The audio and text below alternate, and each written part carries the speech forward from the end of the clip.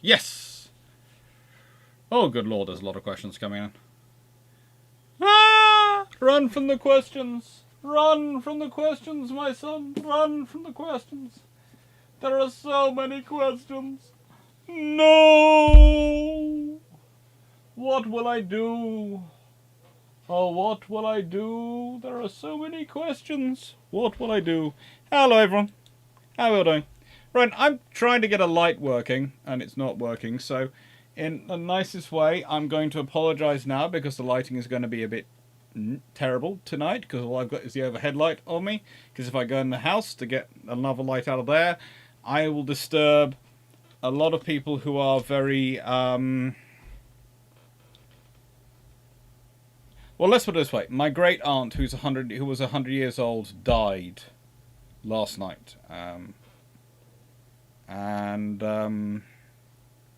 yeah. So the people inside don't really want to be disturbed. I'm doing my life because if I hadn't, my great aunt probably would have clutched me because she used to like watching these occasionally when her home allowed her to. Because she had 100, but she got all the way to 98 without going in a home, and then when she reached 100, she went into a home after being in hospital for an operation. She went, "I'm staying."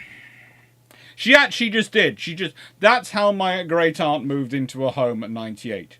She went in for after an operation. She found a nice one by the coast down in Devon, and went, "Yeah, I'm staying." So that's the lighting. I do apologise now, but I just don't want to go and disturb them because they're busy dealing with stuff which frankly comes first.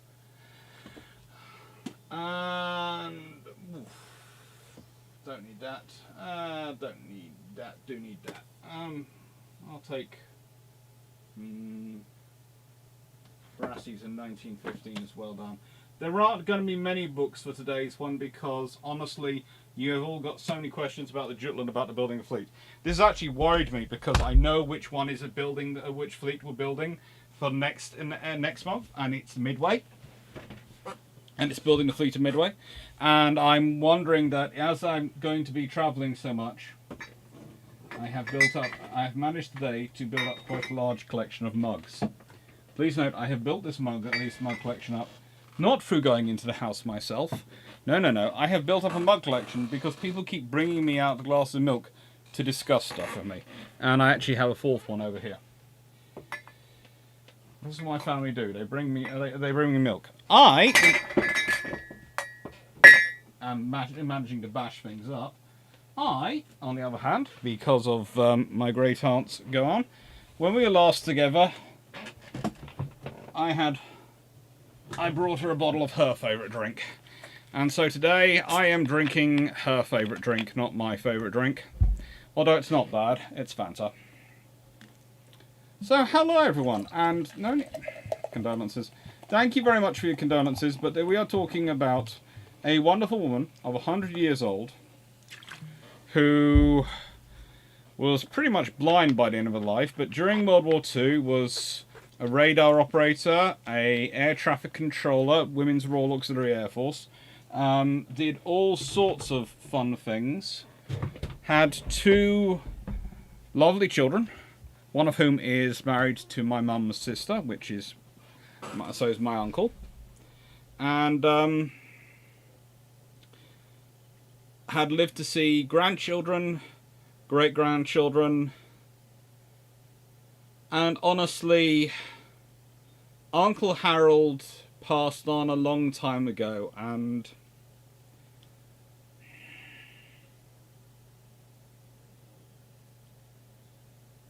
she was never the same, really. They had been together since they were 7 years old and 6 years old, I think. They had lived next door to each other. And so, yeah. Prior to him dying, the longest time they'd been separated was him and was serving in World War II. I think, honestly, she stayed on living because she wanted to see her grandchildren. She wanted to see her great-grandchildren, and she did. And she's seen some of her great-grandchildren get to adulthood. Some of my older little cousins.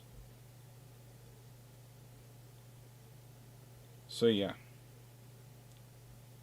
A very special lady and a very spectacular lady, and someone who we're going to miss. Right, let's go back to the beginning of the chat. And, but just before I go back though, very good book, Blackburn Maximus. Right then, hello Mark Harness, hello Peter Dawson, hello Tanner Verka, hello John Shea, hello History Vanguard, and hello Dick Richards. 96831, hello, I've seen all your questions. Peter Dawson, hello. And Budguy69, DGV40, Stephen Richards, Leslie Mitchell, hello, hello Daniel McCall, hello everyone basically, Budguy, Steve Clarke, and Joss Funk. Everyone, hello, hello Dan Freeman. And yeah. You know I always love. She was named, her name was Mildred. And you probably won't know, but there was a TV character in children's shows many, many years ago who was called Mildred. And she always used to have a cheeky smile, and so I always believed that being named Mildred leads you to having a cheeky smile, because my Auntie Mildred had a very cheeky grin. Even when she was being naughty and winding up her daughter-in-law, my aunt. In fact, she lived to wind her up. Alright, questions.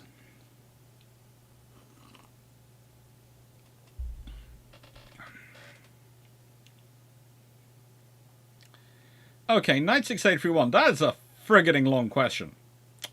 So, if in 1922, that's after the treaty system has started, so it can't be done. I'm just going to say that right now. Boom. It would have to be done before the treaties, because the treaties specifically made issues about you selling stuff on. If you'd already sold it before the treaty, so I'm going to move the question back to before the treaty begins. If in 1922, to pay out the cost of World War I, during the preliminary work on the Washington Naval Treaty, a battleship auction held in Scarborough Flow, where the British Empire sold the battleship Rio de Janeiro, battlecruiser Leon to Brazil, who also bought 2 Delaware class from the USA. Why would they buy 2 Delaware class from the USA? Why do you hate Brazil? Then Chile brought both surviving Indomitable and Inflexible and Princess Royal. Later buying HMS Canada back and buying Eagle from the British Empire. Why would Britain be selling Eagle? And Argentina bought the Erin and Argus from Britain. Why would Britain buy selling Argus? While buying a Corbeil from France and got the unfinished 4th Bretagne and 2 unfinished Normandy, so it completed for them. Netherlands buys and gets the 3rd unfinished Bayern class completed for them from Imperial Germany. It won't be Imperial Germany by this point, it'll be the Weimar Republic.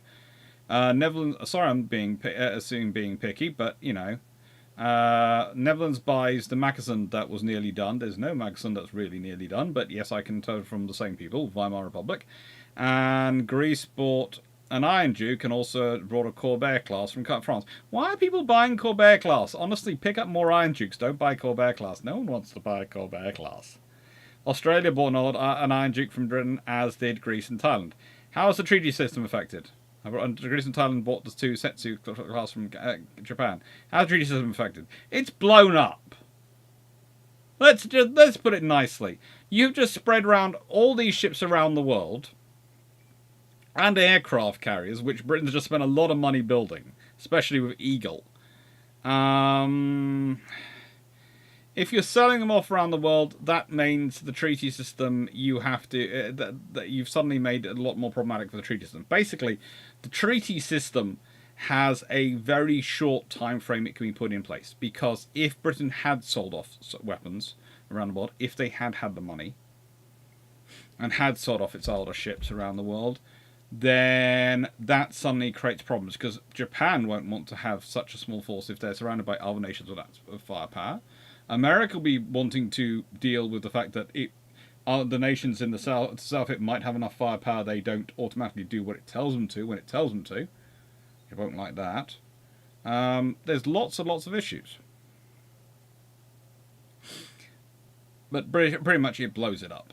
It blows it up, and you'd have to have more nations included in the treaty system. So that would cause the trouble immediately, because you'd have to introduce a level below France and Italy, and the Netherlands might be happy with that. But you're also going to have to get the Soviet Union in, as well as Brazil and Chile and Argentina, and from the sounds of things, Greece. And that means, well, as I said, you're definitely going to have to get the Soviet Union in, but you're also probably going to have to get Australia's going to maybe want to be a separate part of the treaty, so Canada's going to be a separate part of the treaty. Yeah, it's going to cause a nightmare. It'll blow it up. That's the easy answer, and that's the truthful answer. It'll just blow up the treaty system. There's almost no way you can implement a treaty system in that scenario.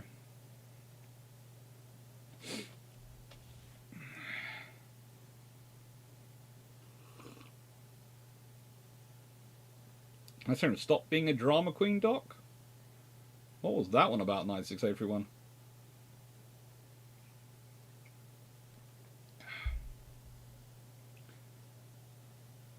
Yeah, that seems a bit strange. 96everyone to stop being a drama queen. I'm not sure what that one was about. Hello, History Man God. Mike Cooch, hello. Hello, Phil Williams. Hello, Dana McCall. Hello, Just White. Thank you, Phil Williams. And Phil Williams, thank you for the membership to Jack Ray. Thank you, Jack Ray. Definitely Mildred Hubble, the worst witch. Ah, yes, that was it. Hello, Len H. Blackman Maximus. Jared White, no one buying Nevadas. No. No, Blackman Maximus. 1954, British build 4 10,000-ton heavy cruisers with 2 quad-turret forward 8-inch guns, 30 ships with 8-inch of armour. Yeah, that'd be fun. Good choice of book, by the way, Blackman Maximus. Next one. Is it fair to suspect the 14-inch Type 3 AA shells are prime suspects in the Congo blowing up? It's not really fair to suspect them, but they have a chance. There's an option. There's certainly an option. It's Fanta tonight, Glenn, in honour of my great aunt, who died in the early hours of this morning.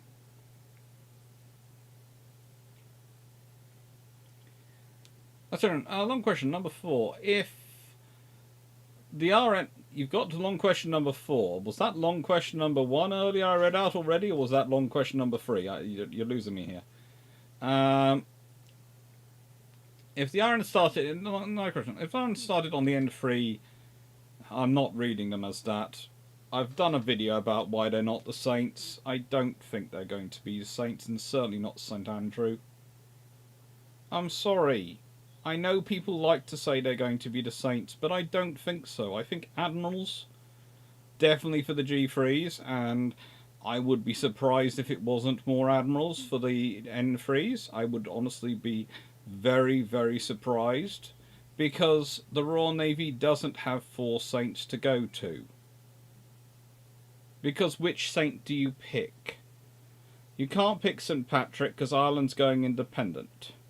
You're not going to, in the nicest way, when you look at it, St. George is occasionally used. St. Andrew hasn't been used for about 100-something years by this point. And, oh good lord, the patron saint of Wales even longer. So no, I don't think anyone's going for a saint class. And it doesn't work for the Royal Navy. The Royal Navy goes for admirals, or for its capital ships, or kings and queens. Or occasionally vague references to kings and queens. They've got a whole load of names which they traditionally use for battleships. They are not going to suddenly decide, you know what, we're going to pick saint names which we haven't ever used for them before. They're just not.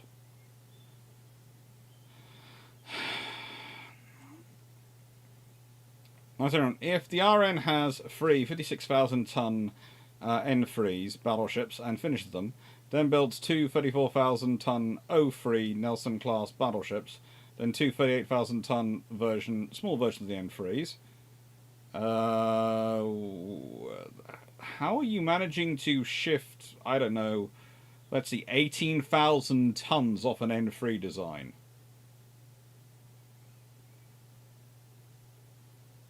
The 2 Jellicoe-class battleships with 2 triple 16-inch guns and 4 G3 Warrior-class battle cruisers. 2 Admiral-class... Okay, 96031, you have lost me completely on this one. You were just giving me a list of shit. What change do you think happened to the Washington Naval Treaty? Again, if the Washington Naval Treaty has to deal with the fact the Royal Navy has built 56,000-ton battleships and multiple 38,000, they wouldn't have built the O3s if the treaty isn't in place. If the treaty's not in place, there's no reason they're going to start building them small. What do you think has happened to allow the Washington Treaty to allow this to happen? It basically, to allow that load of battleships to be built, the Washington Naval Treaty can't exist. Because if the Washington Naval Treaty, any treaty exists, and that amount of stuff is being built, basically all you've got is regulated construction. You haven't got a treaty. Gareth, I would only buy French pre-dreadnoughts. You would, Gareth. You would.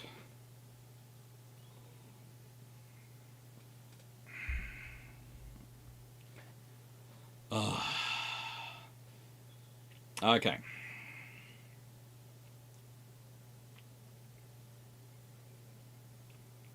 There's a question asked today. A computer program showed from Prince Jürgen's sunk hood. Where do these people get this information? And do you get any dealing? Do you get anywhere dealing with them?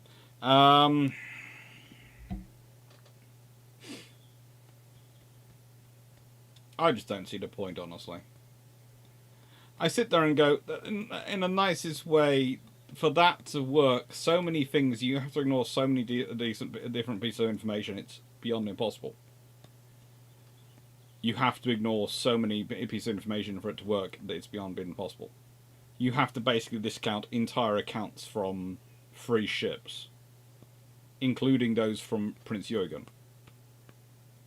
I subscribe, broadly speaking, to the Draken Naval methodology of Hood's destruction. Broadly speaking.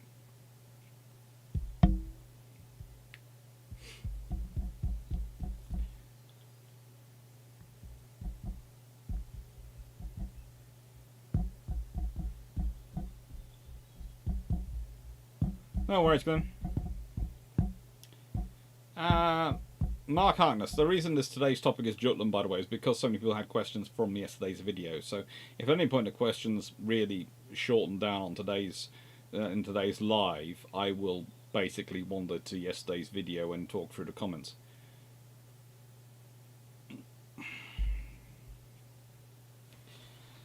Mark Harkness, your video yesterday did a really good job demonstrating how powerful the RM was at this time.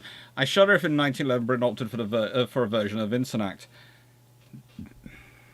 It would have been interesting. I'm going to remind myself of the exact terms of the Incenact so I can talk through it.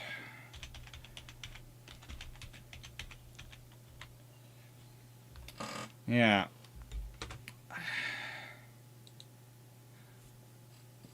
That was the one which in 1938 mandated a 20% increase in the strength of the United States Navy. Yeah, if in 1911 someone had mandated the Royal Navy be increased in strength by 20%, it would be seriously in trouble. But as I tried to make out the point, the real thing is the Germans, to build those dreadnoughts and to build their torpedo boats, have to sacrifice their cruiser construction. And the Royal Navy don't. The Royal Navy are outbuilding them, and they don't have to sacrifice anything. They are building the full-up fleet. And that's the really scary thing when you think about it. The Royal Navy is outbuilding them at a pace, and they don't have to make sacrifices.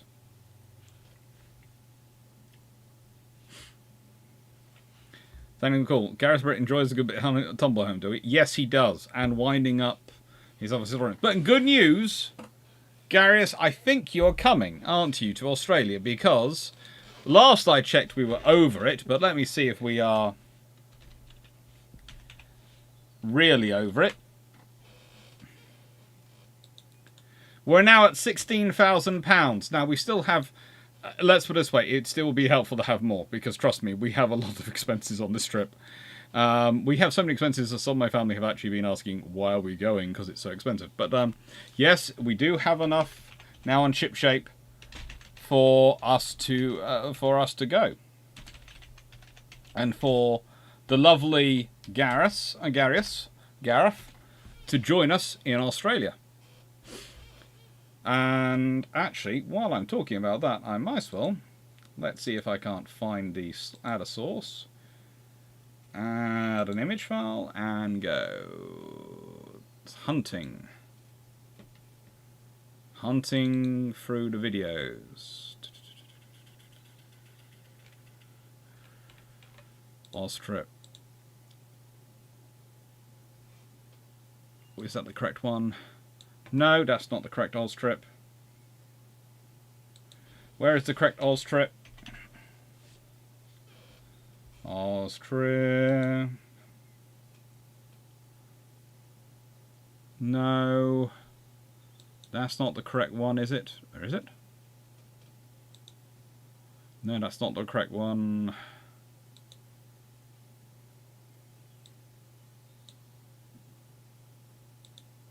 That is the correct one. Yes, that is the correct one. So if I add source, and I go image file, and I go to Jutland, building for Jutland, and I go to the slide, which I have in building for Jutland, you might notice that there's a theme coming through in my slideshows. There really is a theme in terms of colouring, and that's because I have, for years, been following a very similar theme on pretty much all my Excel spreadsheets. And by the way, this means that for most things, the Royal Navy or British are blue. This has been done since I was about 11 years old. So in the nicest way, anyone who wants to disagree with the colour schemes chosen for the various nations in various slides and various tables like this, I'm sorry, you can't argue with 36-year-old me. You have to go and argue with 11-year-old me who was making the choice when he set it all up. Anyway, this is the trip to Australia. As you can see, I arrive on the 3rd of June. Drac and Dan arrive on the 5th. They get a rest day on the 6th. I get to spend the 5th and 6th basically sorting out paperwork and making sure everything's working. And then on the 7th and 8th, we have the Western Australian Maritime Museum. And then we head to Melbourne. And we have HMAS Castlemaine and the Pollywood side. And then we head to Brisbane, where we have the absolutely lovely Queensland Maritime Museum. And Gareth arrives in Sydney. Gareth takes over as our basically advanced party for Sydney. I did the advanced party for Perth. He does the advanced party for Sydney. Then we arrive in Sydney. Then we're doing the Royal Fleet Air Arm Museum.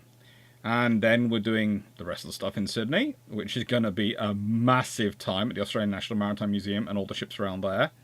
Then Drac heads home on the 21st. Me and Gareth head to Canberra. We're going to the Australian War Memorial. And then I head to Perth. Gareth heads to Sydney. I head home on the 26th. Gareth heads home on the 27th. And by the way, when I say this, when I give these details out, this basically is the planned things which Gareth is going to book now that the money has got in. So thank you very much, everyone.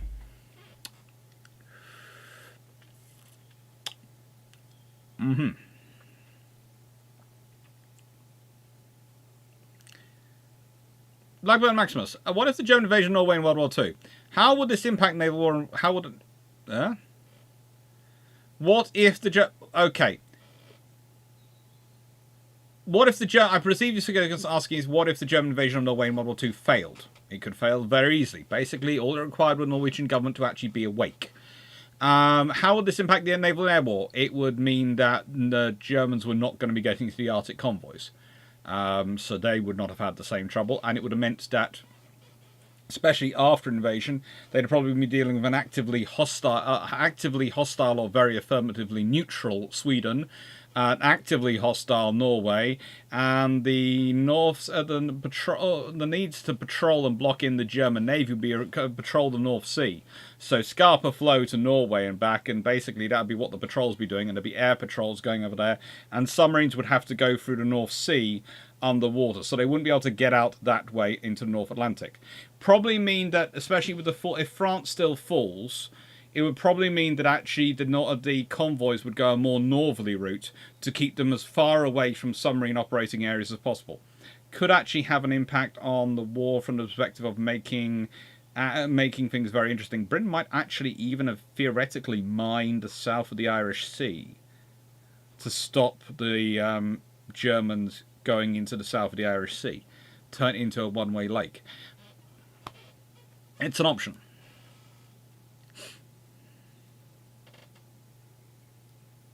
Steve Clarke. Steve, I don't care if there are St. Albans, St. Edwin and St. Augustine. It doesn't matter if there are lots of different saints you can pick from. The Royal Navy doesn't use saint names. St. Vincent is named for the Admiral, not the saint. And whilst occasionally the Royal Navy does use St. George, in fact more than any others, that's pretty much the limit of it. And the Royal Navy's actually nicknamed the Andrew, and they still don't use the St. Andrew that often. In fact, if we want to get out the book, I've got it around here somewhere because I had to pull it out the other day to have this conversation with someone. Yeah, okay. Saint names.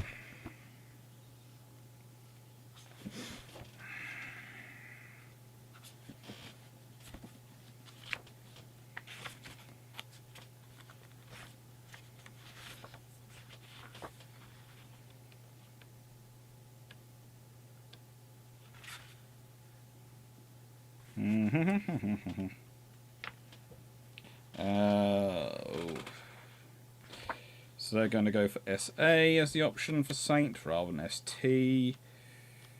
Okay, there you go. Right then. So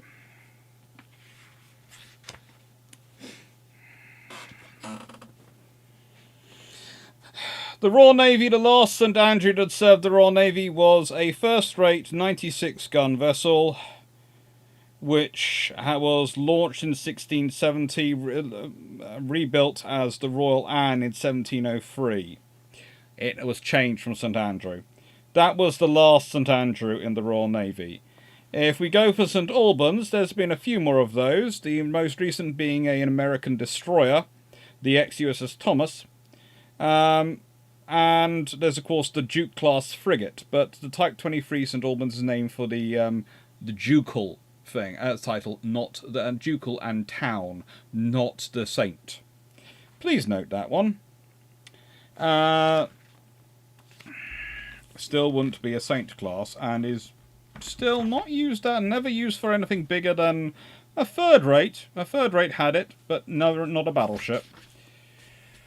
Let's see, St. David. R&R tenders have been called St. David, and a fourth rate has been called St. David, but that's about it. St. George. St. George has had quite a florid life, including being a first-class cruiser, and a first rate, and a second rate, and a discovery ship.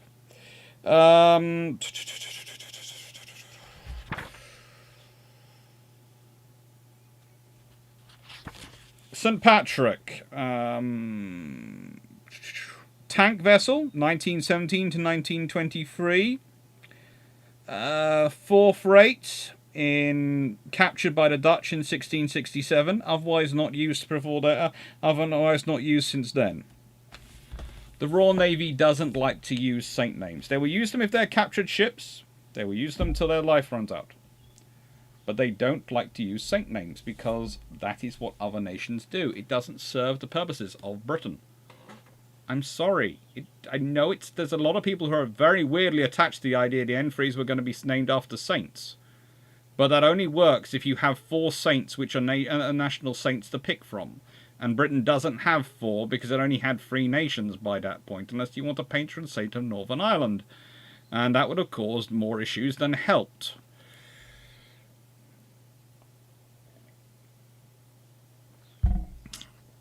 Hello, Jack Ray. Just Funk. The Dutch bought magazine would be useful for protecting the Of East Indies, yeah. The Naval and Dutch East Indies. But only one, not so much.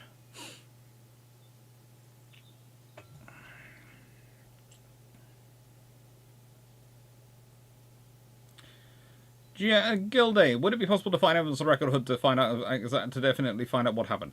You could certainly use it to have a good probability. They have found part of Hood's wrecks. They haven't found a full of it, and you need to do a lot of extensive work to work on it. Let's mention, what would happen if Jutland was a year later or a year earlier? A year later, it's, well, renowned repulsor there. A year later, you probably have pretty much all barring one of the R-class battleships there. You wouldn't have Dreadnought still, but you'd possibly have Australia. You'd still have some ships in maintenance, but you just have the numbers would go up even more obscenely. Basically, the Royal Navy's numbers were going that, and still doing that, at that point in World War I, whereas the German Navy's numbers were sort of going...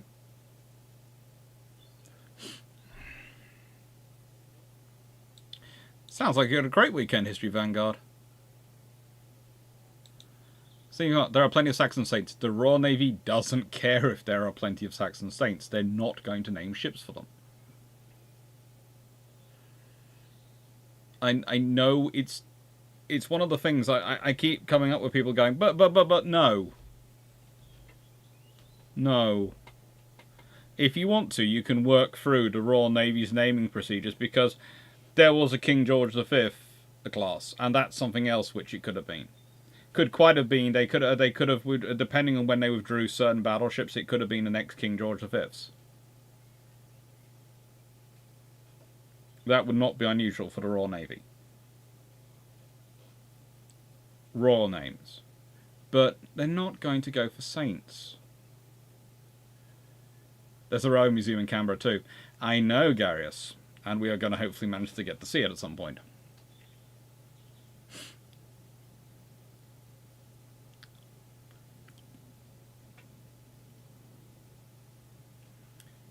Then we've got, to be honest, I really enjoy Pokemon fun at it, but I do like some of the French pre-drawnuts myself. Just wish there were models of them.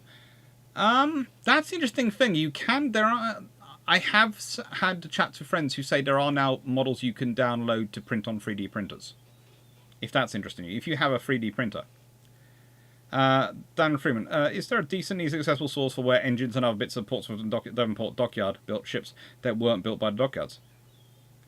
Occasionally, some of the engine bits were built by the dockyards, but you can pretty much, if you go and look at the ship construction details, you will find out where their engines are built.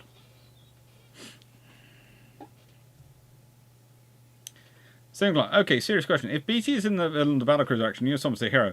Who is the narrator of the story? Jellicoe. Hello, Will Atkins, and hello, New South Wales. Warspite and Sisters lead the battlecruisers instead of Lion at Jutland. Does this change anything? If you and Thomas is at the front, they're probably A, reporting their position back to Jellicoe slightly more, because Thomas actually could do his job, and did do his job. And B, they'll be going slower in the run south. And honestly, if in the nicest way, you need Warspite and Sisters behind the battlecruisers. Without them as a shield, then the battlecruisers could have suffered heavily in the run north. The Royal Navy comes across a navy that names all their capital ships cute names, and small ships are more aggressive than their names. What is their reaction? They're probably going to go, if you're naming your capital ships cute names and your smaller ships the more aggressive names, have you by any chance got a destroyer-led admiral in charge of your fleet? Is your fleet admiral a destroyer admiral? Oh, he is. That doesn't surprise me.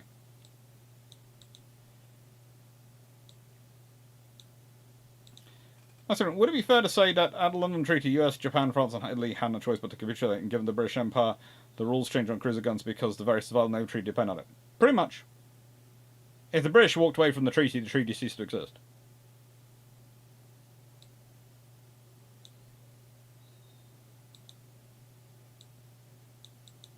What effect is there on World War I treaty and World War II if The RN 13.5-inch ships had 14-inch guns, and the OTL 15 ships had 16-inch guns. I think the Royal Navy has a far harder task trying to get Nelson and Rodney. But also, there again, the US Navy is going to want to build a lot more ships because they're going to be well behind on the 16-inch construction front.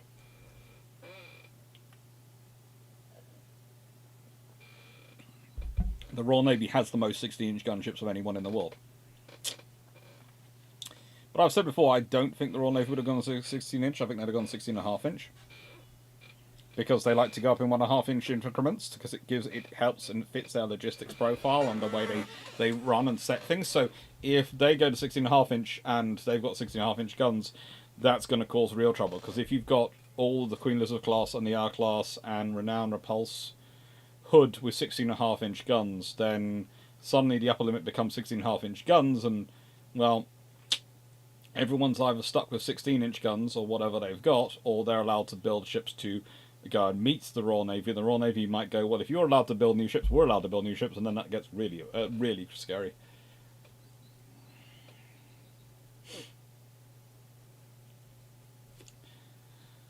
Steve Clarke, if at question 2, if at the Battle of Jutland, I hope I found question 1.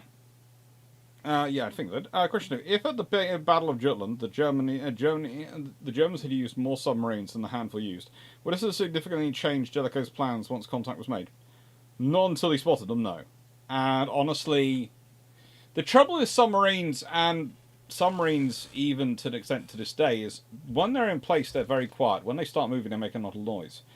Now, in the case of submarines of that period, they can't move very quickly above the water, below the water. So they have to move on the surface. And the worst place for a submarine to be caught is on the surface in the middle of a battle, because there are destroyers and cruisers going everywhere, and they will take pops at you. Even battleship secondaries will take pops at you. And as we all know, HMS Dreadnought, her entire kill ratio for World War One is one submarine she ran over and then reversed over to make sure it was gone. In the nicest way, you don't want to be a submarine in the middle of Jutland. Not in that period submarine. Batman Maximus, I would like the N3s being named Devastation, Destruction, Defense, and Defiance. Possibly reuse of Dreadnought. Potentially. Potentially, that is something I could see the Royal Navy doing, reusing Dreadnought.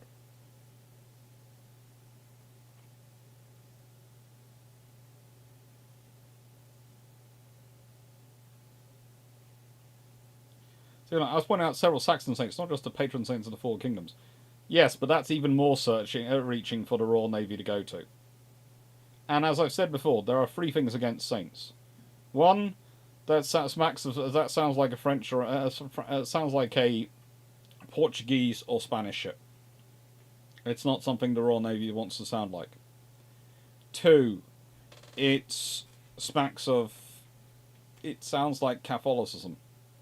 And the Royal Navy, whilst it's an open and tolerant organisation in terms of embracing people, even in this period to a greater extent than the nation, they do know what their nation they come from. And in the UK, there are enough troubles with the Church of England at this point, and believe it or not, the Wee Free Church of Scotland, the Free Church of Scotland, and all the other things, and the issues they cause every time they think that there might be a whiff of Catholicism anywhere near politics, let alone the Royal Navy naming ships after saints. At one point, I think there was a small protest organised by a Scottish church group outside of a shipyard when for a ship which they thought was going to be called St George. It wasn't. One of the other members of the class were called St George, and it was built elsewhere. But leaving that to one side, there was a protest. This is not something the Royal Navy is going to run into, and so that's, 3 of their troubles with saints. And the 4th one is they've got a lot of other names to use that they would prefer to use. And as someone has, Seneca Near has quite pointed out, saints was, the Royal Navy's version of a saint is an admiral. Now, I think one of the interesting things is the story which I go and which I found some sort of evidence towards is that it might have been one of the ideas put forward by by Geeds. No, it was not going anywhere. It wasn't even ever put in front of the ship naming committee. I haven't been able to find which names did go in front of them, but I know that one didn't, because it was one of the things he was annoyed about with, and he was annoyed with someone off that he tried to see if he could get the maxed, and he couldn't get the maxed, because none of his suggestions were making it to the ship naming committee. He was being ignored, basically, by them. So anything which he's suggested by him is nowhere near namings.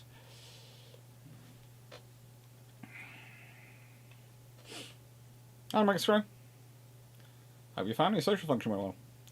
He should bring up, if radios worked in Jutland, how would that affect the battle? It would cause a minor massacre of the Germans.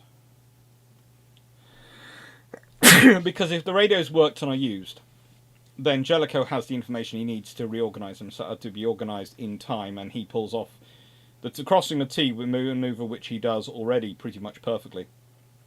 He'd pull off absolutely perfectly, and there isn't much chance of survival at that point. The Germans lose a lot of ships, and as I tried to explain in yesterday's video, which was building the fleets of Jutland, the odds of the Germans actually succeeding in their plan to be able to win were very small. If the Germans lost any ships, they were put behind a lot further than the British, because it took them a lot longer to replace.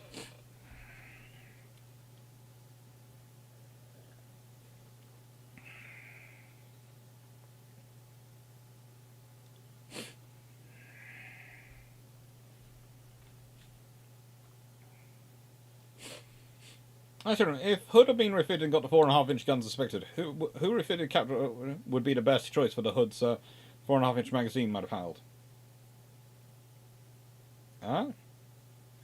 If Hood had been... I'm reading out the question again. If Hood had been refitted and gotten the 4.5-inch guns expected, who refitted capital ship would be the best choice for what the Hood's 4.5-inch magazines might have held?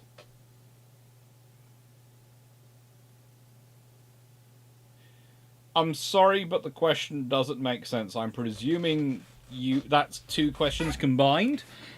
And can you repost it?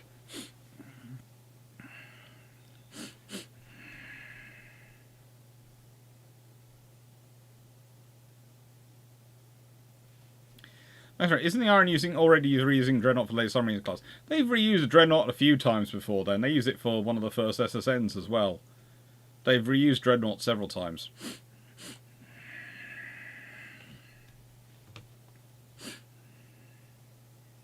Evan, don't think we saint names on any ships now. We have St Albans, but that's named for a duke, a duchy.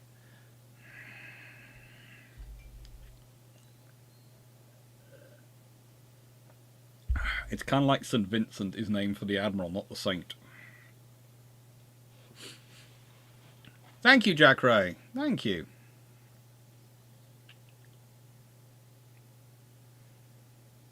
I don't know.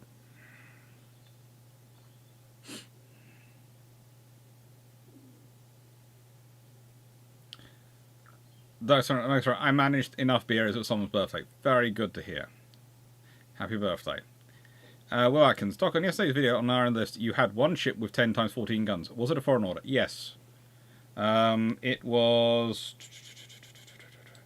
if I'm not mistaken, HMS Canada.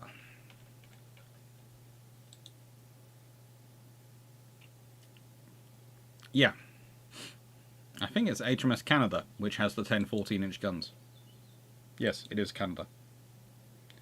He says, opening up his Excel spreadsheets of voluminous information and going, yay, which one are you? Thank God.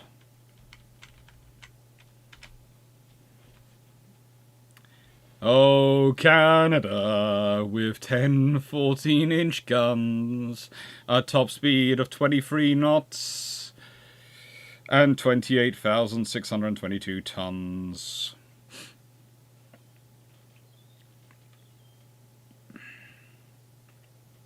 A very useful ship was Canada.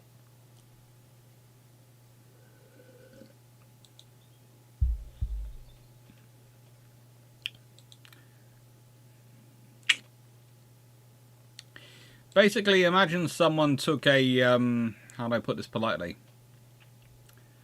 Took a King George V and went, let's see if we can't make this heavier with 14-inch guns and even better. And it was better. If I move this a bit. By the way, if anyone can help, contact me or Drac in terms of help in terms of those dinners. If people would like to meet us for dinner and organise things for dinner, organise those dinners, we really do need some local help, local people to sort of help us with that.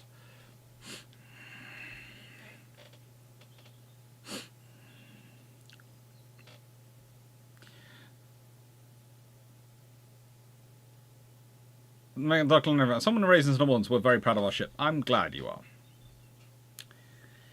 Nice everyone. If Hood had been refitted and gotten the 4.5-inch guns as expected, which refitted caliber ship would be the best choice for how many shells Hood's 4.5 minute might have held?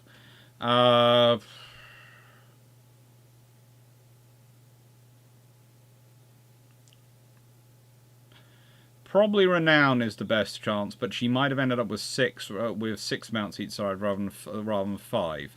So basically, you need to give or take. Well, possibly it's going to be a margin of about 20% more. So it's either going to be it's going to be Renown to Renown plus 20%.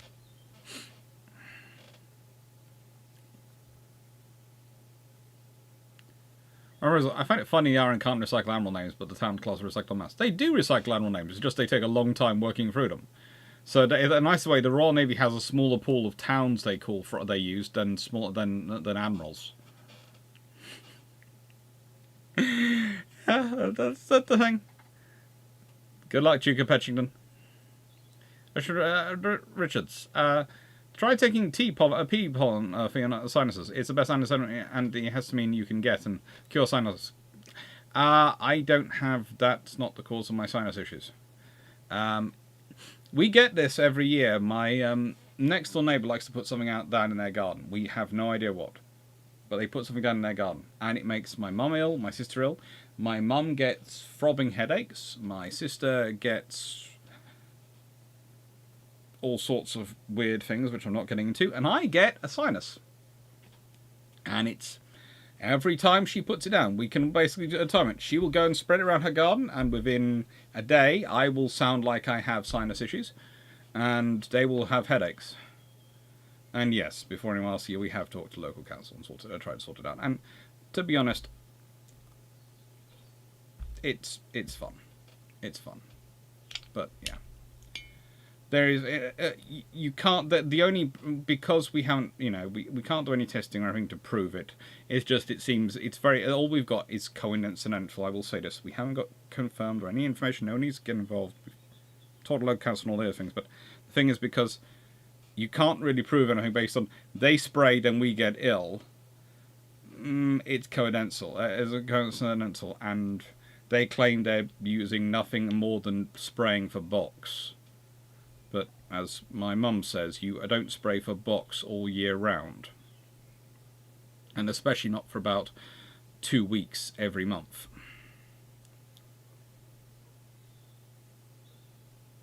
Oh, I have gone and asked them politely and they've lied straight to my face and said they haven't been spraying anything. Box fly.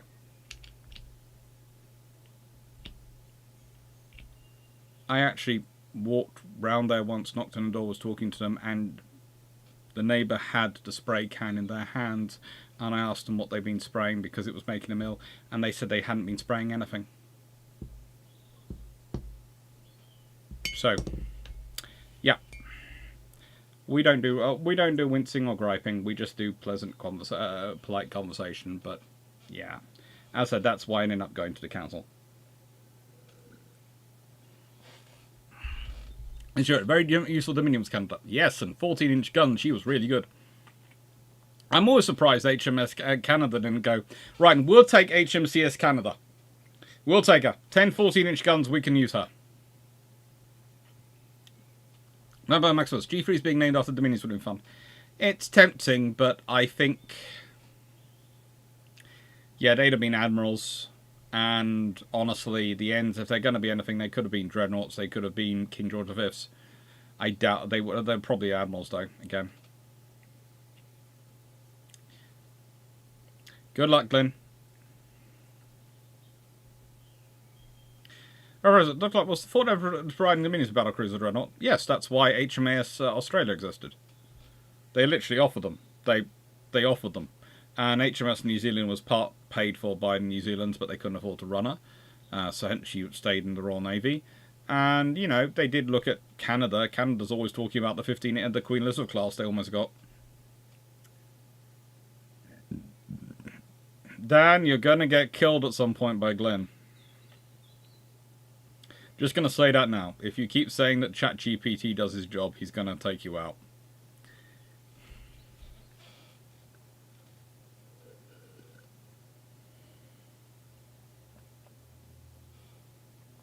Sorry. Solo Field, how would yours and Garrus's HMCS Habakkuk compare to their historic carriers? Honestly, ours is probably better handled. I'm not sure if Garrus is still watching, but ours is probably better handled.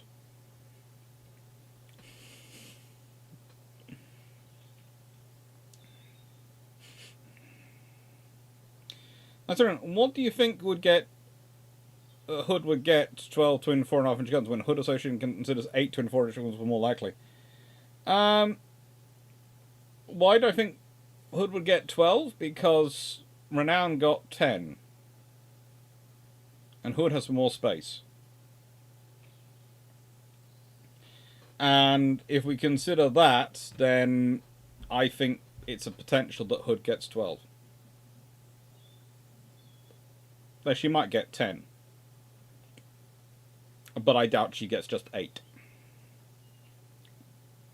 8 seems a little bit minimal for a ship which for the ship which is doing what Hoodies were doing and the size of Hoodies when Renown got 10.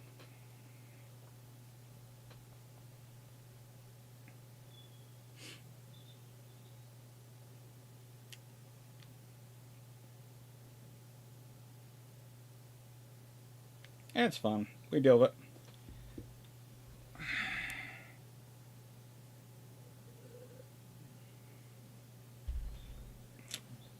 See, Clarke. Question 3. If the Germans had more integrated the use of seaplane carriers for Jutland, 1. What changes can you envisage on the planning? And 2. Would it have caused the High Sea Fleet to retreat earlier?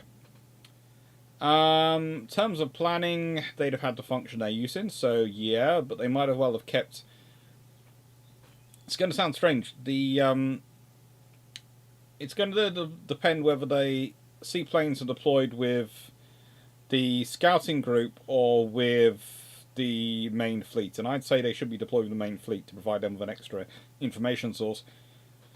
But they probably end up with a scouting group, in which case they're probably moving too fast to use them properly. Because to use them properly you have to slow down. But if they do slow down, they do use them, it's going to allow them to probably avoid, to spot the larger fleet coming in earlier and go, ah, frigate, we don't want to be here. So it probably turns Jutland into a run south, run north, run south, run away, rather than the battle it was.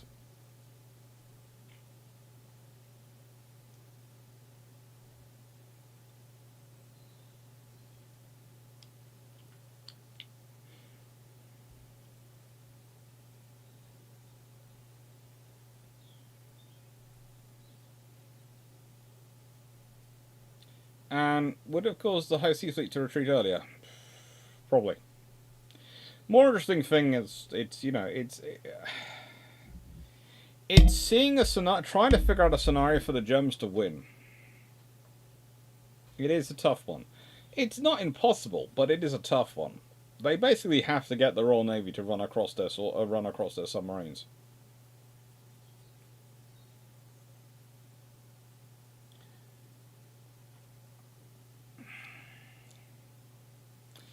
Might try to get one of the neighbours to do that one, Jack Ray. Maximus, what if in World War II there were 3-barrel electrically powered rotating cannon 40mm belt feed with a second round rate of fire instead of both of us 40mm? There'd be a lot of dead Stukas.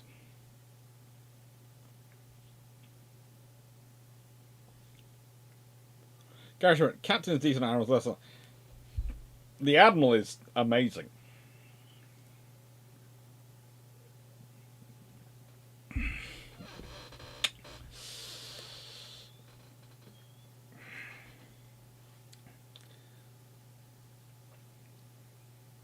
Duckling River and HMS New Zealand came with a Maori war skirt and provided good luck. Yeah, that did help.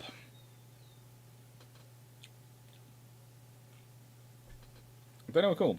If you need a place to hide from Glyn, I live in the middle of Mojave Desert. Plenty of space. That sounds just about safe enough for him.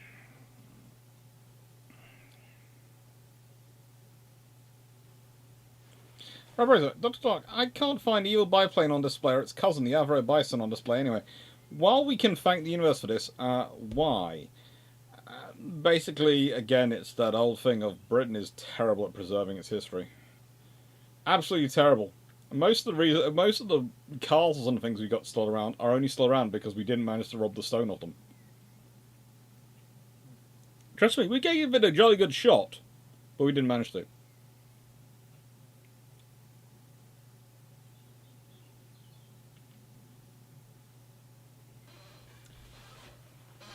Razorback, I'm just not getting into that one.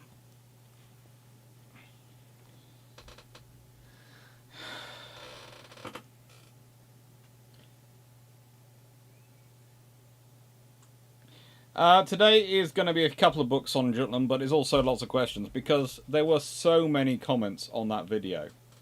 And it was a case of, right then, let's answer some questions. And, you know, it's always fun to answer questions. It's one of those sort of scenarios. When I open the questions up, I have got some books to go into, don't worry.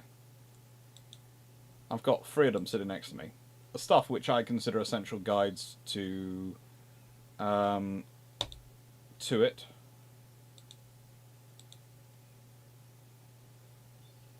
Now, one of the things I was looking for was my copy of Skagerrak, which I now cannot find for the life of me. I have it here. It's staring at me, I'm fairly sure, but I cannot find it for the life of me. Because the reason I know I have it here is I was reading it only a couple of days ago. No. Hey. Where is Skagerrak? Where the frigate are you?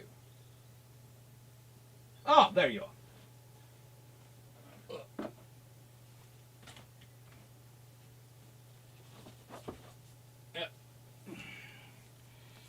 So, today's books, we have just 3. Skagerrak, The Battle of Jutland through German Eyes. The Jutland Scandal, which is Vice Admiral John Harper and Admiral Reginald Bacon's report on the Battle of Jutland. Pardon me. Apologies. Fanta gets me every time. And The Naval Staff Appreciation, Jutland, edited by William Scheinloff. Additional text by Stephen McLaughlin.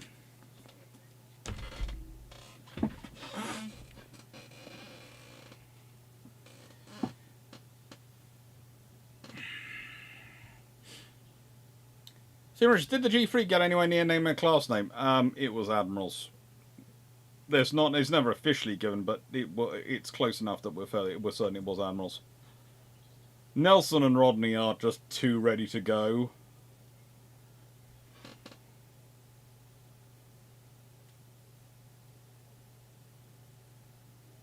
Okay. Oh, that gave me an idea for what BT was not BT, but instead became diligent and hard-working for an admiral.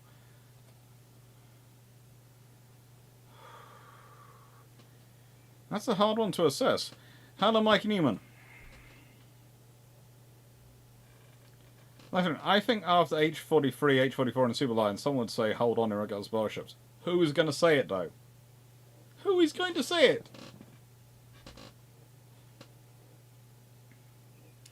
It made me think of the chances that would be super low, like those of floating the HMS Havico.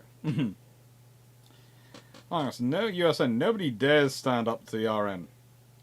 High Sea Fleet, hold mine beer. Sales officer confront iron. USN drinks beer. I get more free beer this way. You do. Oh, Maximus, if the America joins the Central Powers War, what would the Great Lakes Warfare look like? Probably destroyers. Probably destroyers and monitors.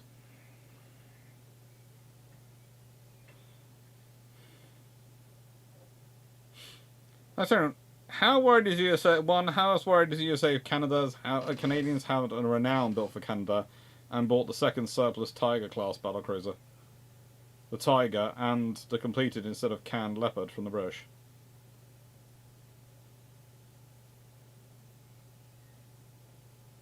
Two surplus Tigers. So they had renown. They had a renown and Tiger and Leopard. America's probably mildly worried, yes, but that would be kind of an interesting scenario. So basically, if Canada had resistance, or whatever the third R class bit is, third R class name is built for it.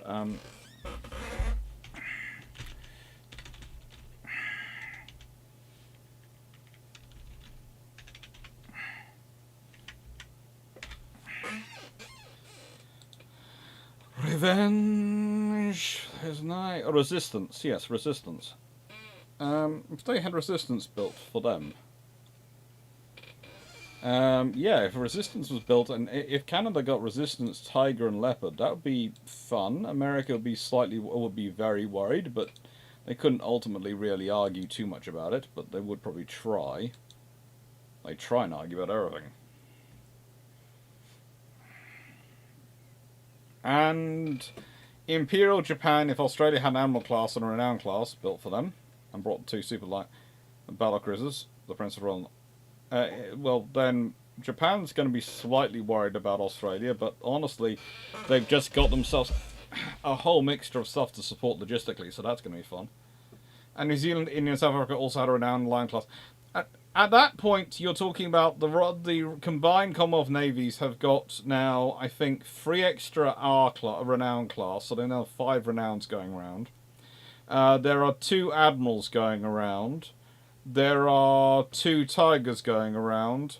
There are 2 Lions. There are 3 Lions. Oh no, good lord, no. New Zealand, India, and South Africa also got a Renowned Lion class, so there are 3 Renowns in that case, 2 Renowns in that. So there are now.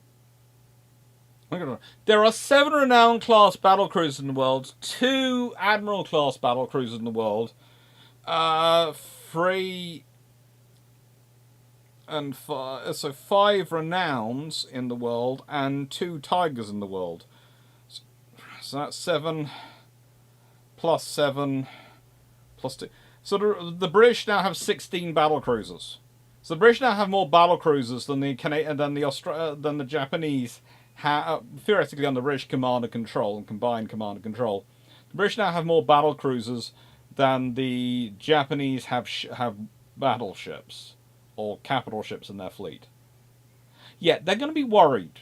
The Americans are going to be worried as well, because that's basically goodbye control of the world's oceans. You're going to have to build a lot of ships to build them up. And by the way, your 6 Lexingtons are not going to make much of a dent with the 7 Renowns and 2 Admirals wandering around the world. They're going to have a big impact on you.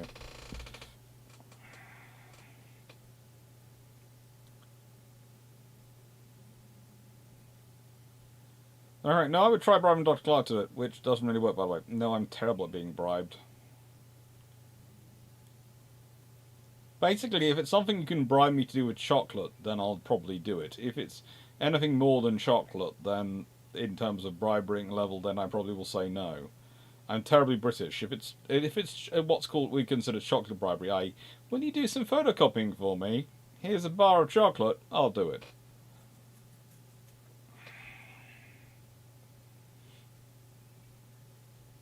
Anything more than that, and I go, probably not.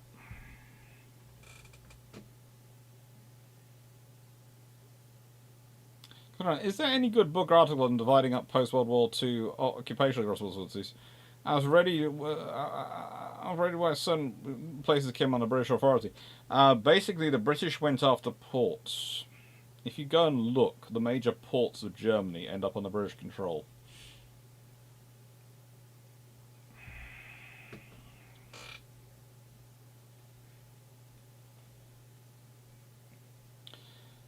Really early question about was in 1917 about the PT in charge, as all the admirals would have been seriously underway. Would all have been modified as Hood, or would some have been stopped? If you got happens the battle takes place 1917, animals are on their way. You probably have them closer to completion, so they might have been modified vis-a-vis like Hood, but probably less likely to be stopped. So you probably have them all in. You probably have 2 or 3 at least completed. Which could be interesting, because it probably means them. You can probably get the Royal Navy going. We want to maintain the 3 of them. We want to retain the 2 Renowns, the 5 Queen Elizabeths, the 5 R's, and we want to build 2 new. So the Royal Navy going for we want 17 capital ships. Probably 8, pushing for 18. Oh, after all, you wanted more rounds, so I thought I'd throw down. That's kind, but 7 Renowns is enough to make the world cry.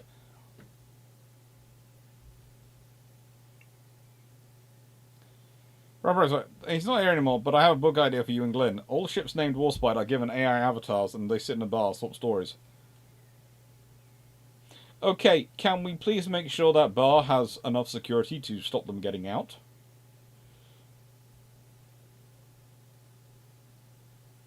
Robert, what is scarier? Canadian Australian dreadnoughts or SSNs? It depends on their period. Dreadnoughts today would be less scary than SSNs, but in their period, in the 1920s, dreadnoughts would be scarier than SSNs.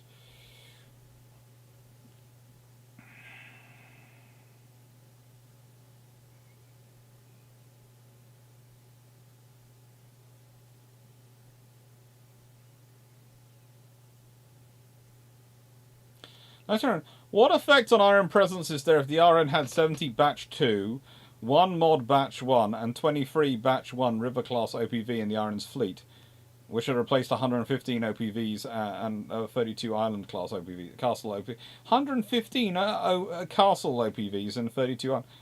So the Royal Navy has dropped from 147 OPVs to 94 OPVs.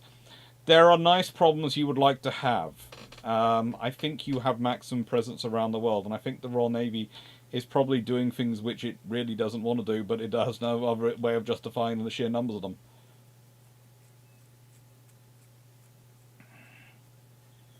Andrew Cox, if the RN has so many battle cruisers, wouldn't there be more of a concern? Andrew Cox, if that's the strength of the Royal Navy's battle cruisers, imagine how many battleships they've built, they've managed to build in that time.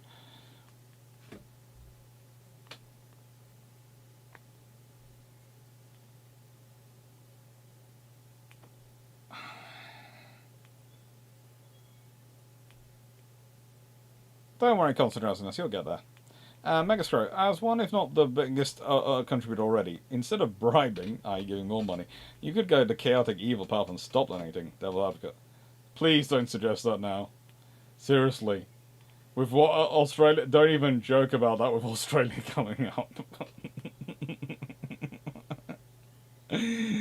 Oh, I can't afford anyone to not be donating while I'm in Australia if they're donating.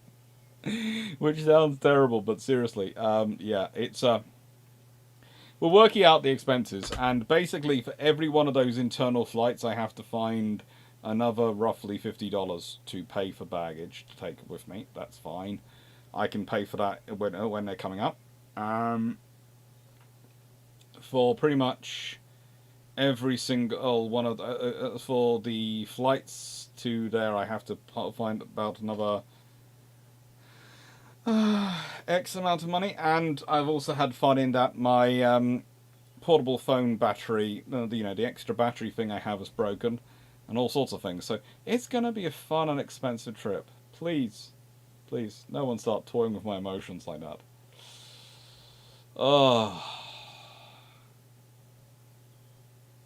Is the ship shape? No, the ship shape fund is for us to pay for our trips. Very specific thing the ship shape fund is about. Ship shape fund is for paying for things like flights, but only the basic flights. It only pays the basic costs. I've already paid to. I've already put in some of money to contribute to upgrade the flights because we all agreed what it would cover. It covers basically the cost of economy flights. It covers the cost of hotel rooms, and that's it pretty much. It's for those things. It's for hotels and it's for the flights. because they are quite so expensive. As you know, the flights to and from Australia are,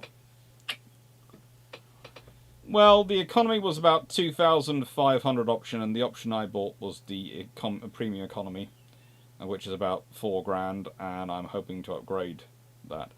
So basically, ship shape is is a really important donation because that's paying for things like the accommodation, etc. So my accommodation's been paid for. Woohoo! Thank you. Garius's bit has been paid for now, thanks to us. But currently, at the moment, Drac is running his entirely off his credit card, and Dan is running his entirely off his credit card. Because you remember, the original figure we gave you was something like 40 grand. Now we managed to shrink it down to 28 grand because the prices have changed. Woohoo! Great. So we've raised 15, which is enough for some money towards my costs. So I've taken less than the cost would have been than that was originally allocated, but I'm hoping it's going to work out. Some money's gone towards Gareth's costs. He's now doing a reduced sort of half the trip, so his costs have halved.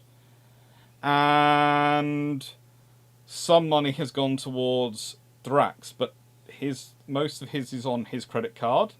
Most of Dan's on his credit card, and mine's technically on my credit card because I had to first, and this sounds terrible, basically so I could run it all through and sort it all out, I had to run it through my credit card, which was fun. So yeah, we all have fun. Yeah, it's the sundries we have to put out of pocket all that up. Car hire, excess baggage, feeding Dan.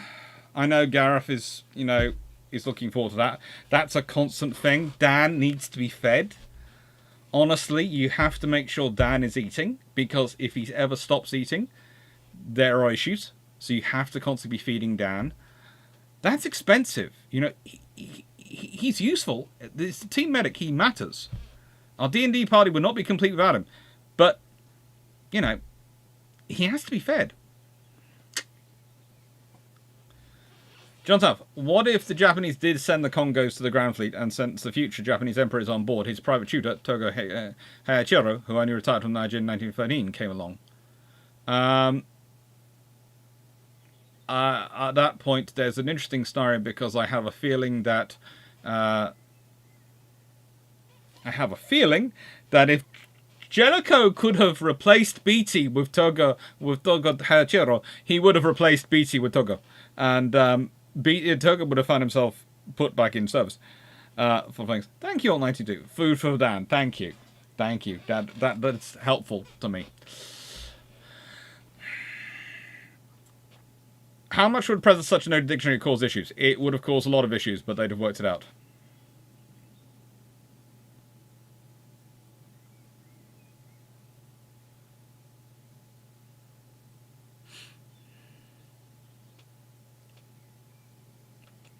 It would have also added an interesting observation factor to the battle, because it would have meant that there would have been someone independent with the battle cruisers.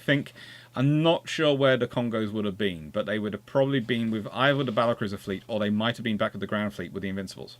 In which case, they could have been combined with 3rd Battlecruiser Squadron as the flying wing of the Royal Navy and that of the Grand Fleet, and that could have been interesting, because if those 4 are there, sitting there, that's going to cause issues. Mike, I always thought 12 Warspites might have been fun. That would have been fun for everyone other than everyone who was not Warspite.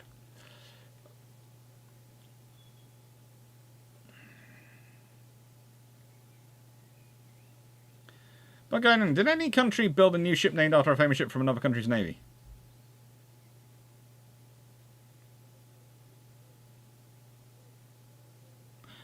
No, but there were some interesting things with General MacArthur and naming of ships.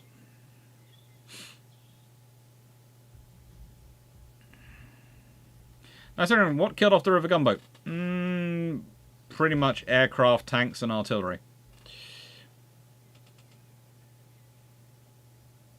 If one were to take the multiple calibers and guns of the French sovereign-style battleships, pre-dreads, and applied it to a modern-day French destroyer, what would it look like? A porcupine. No, it would have a lot of weapons on it. It would have a lot of weapons on it. You'd probably need to have sponsons down the side for weapons, because there's no way on the clean hulls you could get all the guns in. So you have to have sponsons, which would maximize your radar return. Thank you, Megascrow.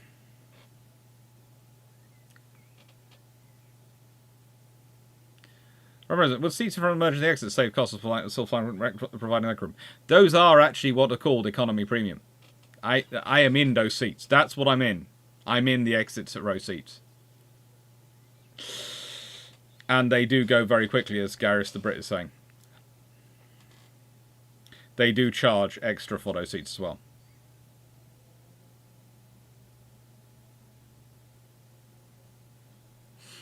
In fact, it's going to sound strange. Some of the exit row seats are economy premium these days. They make all the exit row seats economy premium.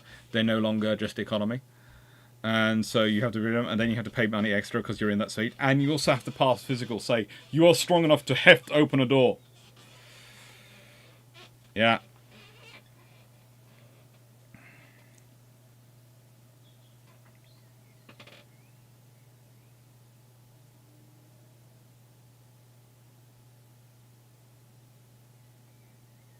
Right, so the curator of the Battleship New Jersey considers the Lion class equal to the 1959 South Dakotas, but are they? Yeah, but they'd have been a little bit faster, probably, in the aggregate. Thank you, Andrew Cox. Very kind of you.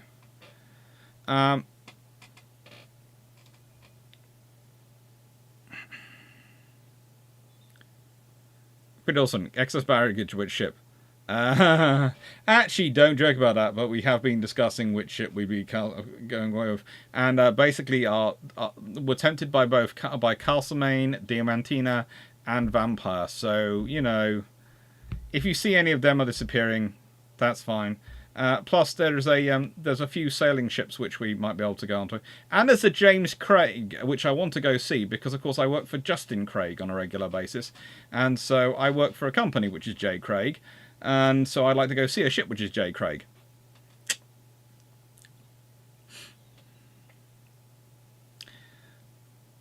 Steve Clarke, question 5. Alex, World War I starts earlier in 1904 with no other historical changes, so TR can't have the US join. So Teddy Roosevelt can't have the US join World War I. What happens in a Battle of Jutland in 1906?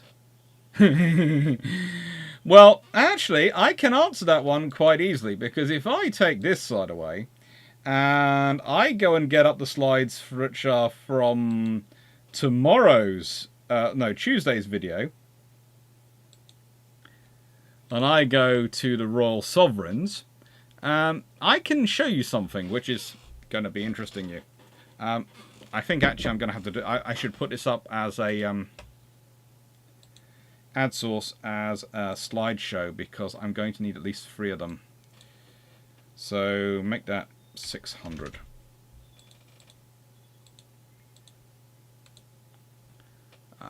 Royal Sovereigns, Sovereign Battleships, Sovereign Battleships, Sovereign Battleships.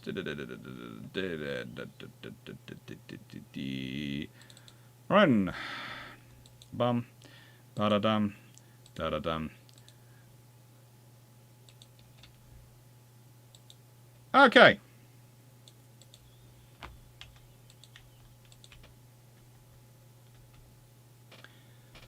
So, this is the Royal Navy, what their construction is between 1891 and 1895. Please note the number of blue ships. We all seen the number of blue ships? Okay. Let's go to 1896 to 1900. Again, please let's notice the number of blue ships. There are a fair number of them. Okay. Notice the number of light blue ships, aka the Kaiserlich Marine. And let's see. You want to have this battle in 1904? So basically, you would have everything up to the Swiftster class completed. And the Braunschweig, probably the Preußen, might be available. Oh, the Hessen Preußen might be available. So yes.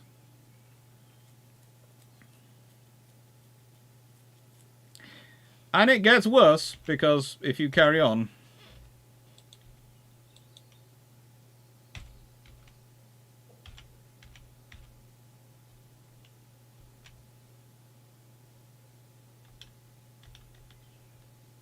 wonder why that one is there.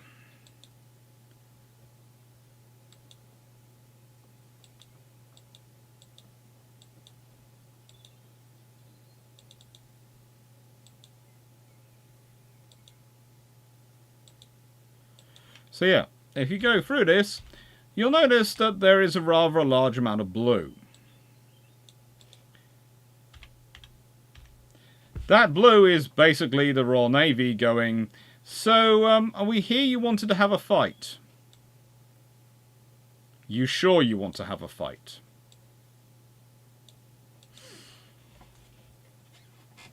You sure any of you want to have a fight?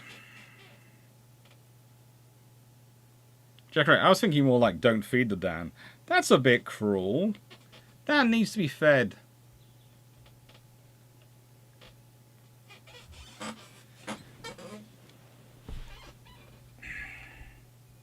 Oh, look, toilet barge, HMS General MacArthur. He loved to name things Bataan. Bataan. Basically, everything's named Bataan. Oh. There is the USS Canberra. Yeah, but that was more to try and make up for the Bataan.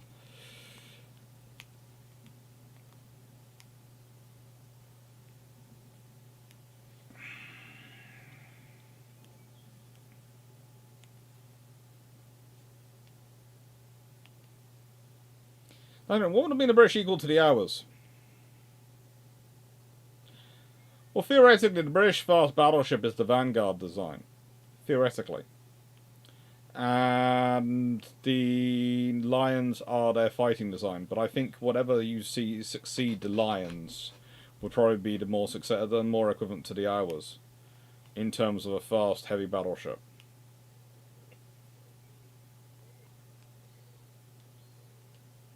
I would say there are different people who make various aspirations on what battleships should be equivalent to. But I would say also that the British battleship doctrine in 1940s is just as different from the American battleship doctrine as their carrier definition is. In that, for all the similarities and the stuff that we can draw parallels with, the small differences in emphasis can add up to big differences in orientation and design.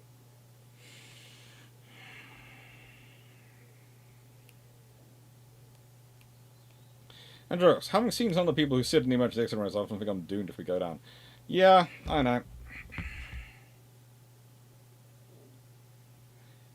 Just remind everyone to call the appropriate parent, spouse, or girlfriend when you take off on land. Yeah.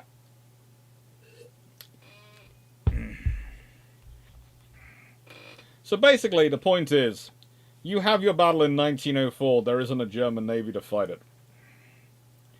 They get completely outnumbered.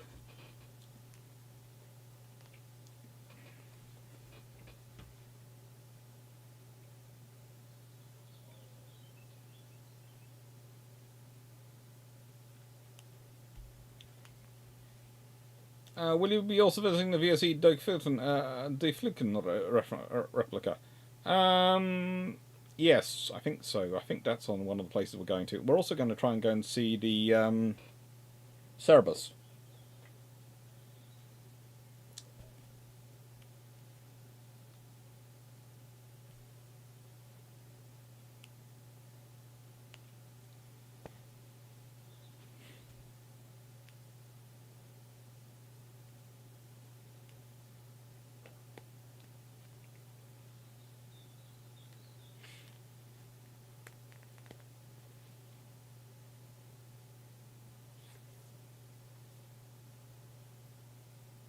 But Maximus, what if HMS Australia was given the Macassar treatment of being cast in concrete? How would it affect your Australia trip?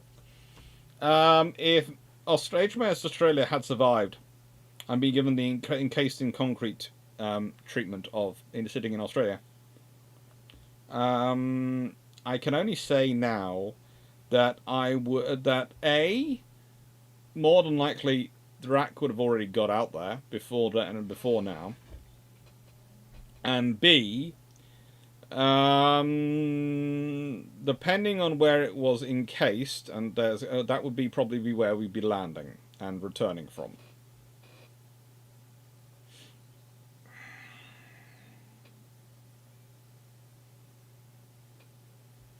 Remember, the R needs a bear class, just so some pervert German emperor could watch the Wizard of Oz could go lions, tigers, and bears. Oh my! That'd be fun.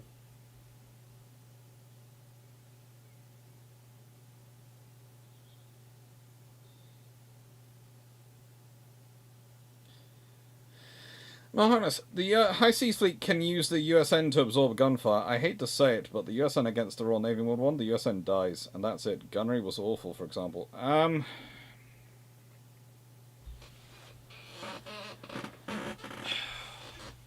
Look, let's put it this way. The USN had a lot of good officers and had a lot of good technology at its disposal for World War I.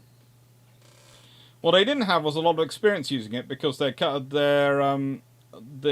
Congress kept cutting their funding at various inappropriate times. As you can see, if you look at this construction series, this is the sort of... The US Navy are the yellow, okay? Again, I picked these colours when I was 11 years old. So...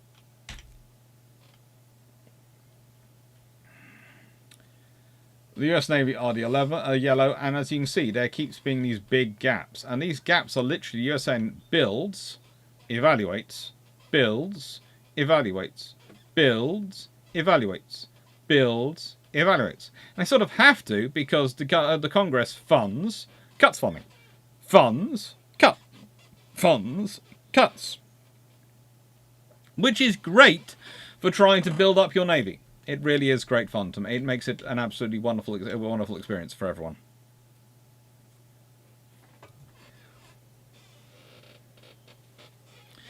There's someone, and the expedition would include jackhammers for concrete busting to liberate a certain ship. Well,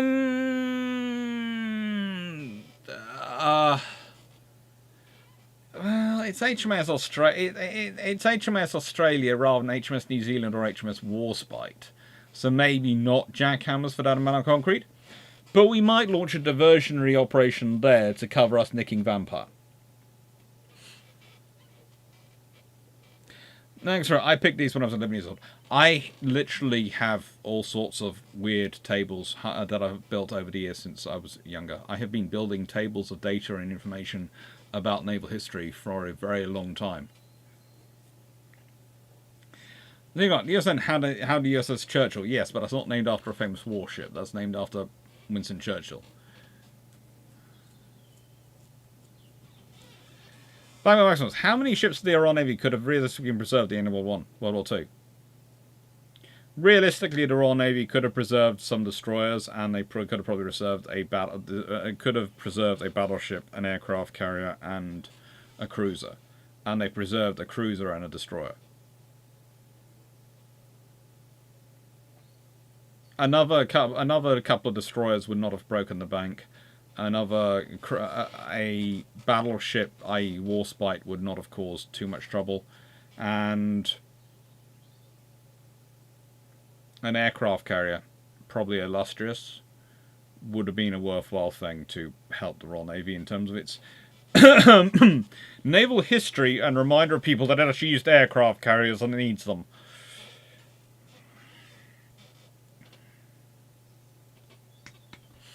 Where is it? If you guys, I'm guessing for the same reason New York, California, Texas, and Virginia would get considered to go. I don't know. Why did I think it was a good idea to shove the Dominions in with the RN? Because if they didn't, then the RN could get larger navy by the back door by just giving the equipment to the Dominions. If the Dominions weren't included in the Royal Navy's allotment of ships, then the Royal Navy could just grow massive using the Dominions' allotments. So, if you guys get a reputation of a possible historical piracy, you're going to end up on watch lists. We already are. They're lovely. So, Richards, have you had any self-defense class in how to deal with emus? No, but we have got Garius, who is probably one of the world's foremost experts on the emu wars with us. And we're also going to keep feeding Dan. The point is, Dan does running regularly on a treadmill, so he can run very well. And the thing is, if you run, the emus will chase you. Whereas if you stand still and hide, they will go past you chasing the person that's running.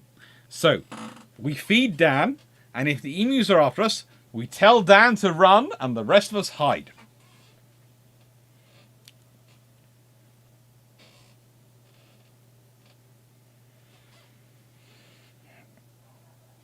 But again, if the Iron State Dangerous Warspite Museum, where would you put her? She'd be in Portsmouth with Warrior and Victory.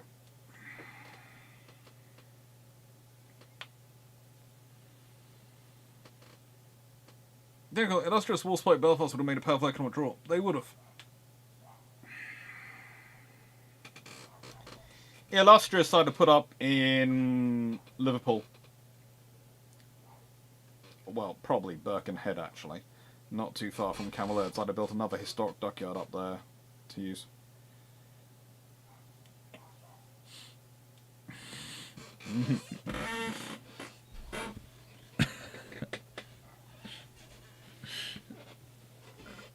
And before anyone thinks I'm taking pot shots at poor Dan, don't worry, he has got someone coming to protect him. Frank Vermont, the USN had Congress, yes, a few thousand practice shots, so we can be relevant. Yeah, and amazingly, that's too much money.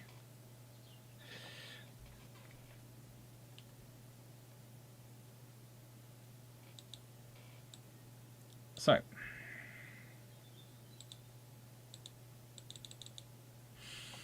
Right then.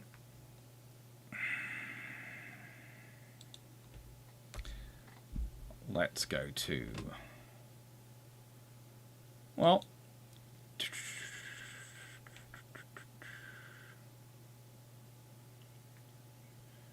Let me go to... Hang on, how have I uploaded all my videos now that I was uploading yesterday? Yeah.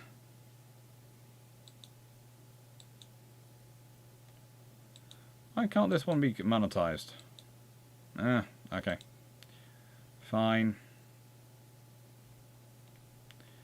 Increasingly, some videos just can't be monetized.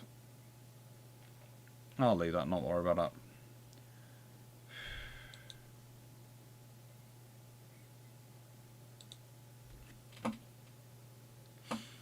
Okay, that goes there. That there.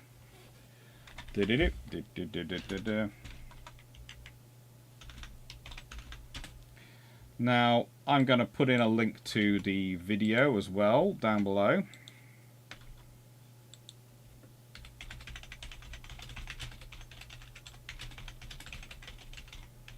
Because that appears to be coming up quite a lot.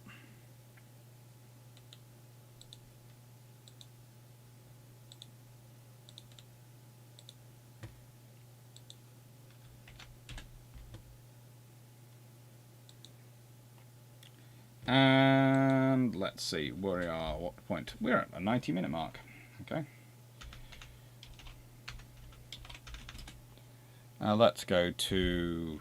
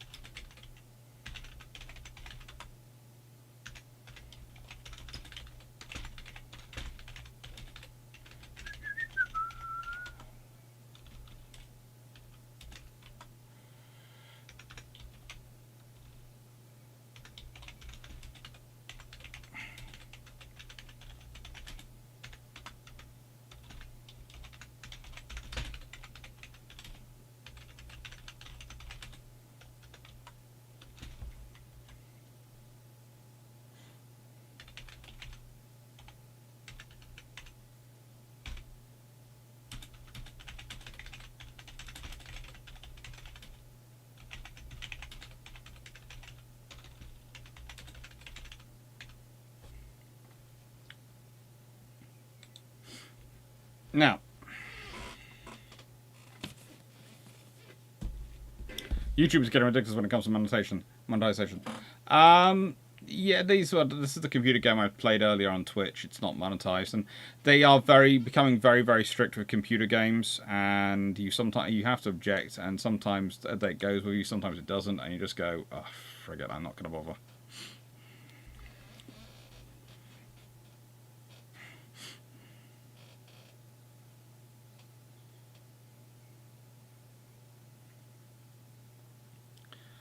John South, Illustrious in Liverpool would get sold. Nah.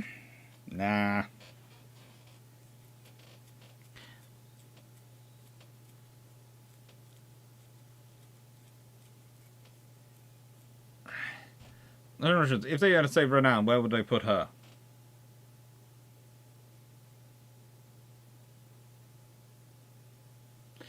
Depends. If they don't save Warspite, then she gets saved in Portsmouth Historic Dockyard. Basically, if you haven't got a battleship saved, then renown goes to Portsmouth Historic Dockyard. If you've got Warspite saved, then renown probably goes... Well...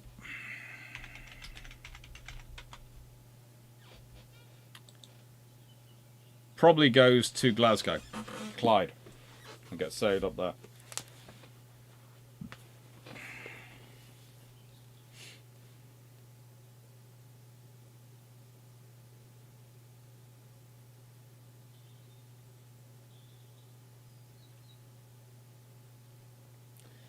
I follow on. Back in the 50s, the touristic approach to museum ships wasn't exactly well developed, and shortly after World War II, the idea of supporting them, recruiting them probably didn't feel too heartwarming. Yeah. No, it didn't.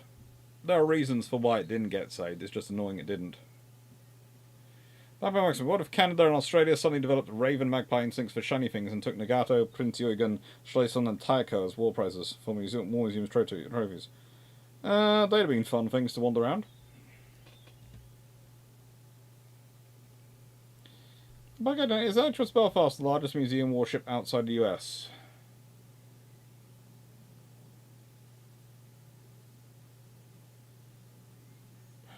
Mikasa might be.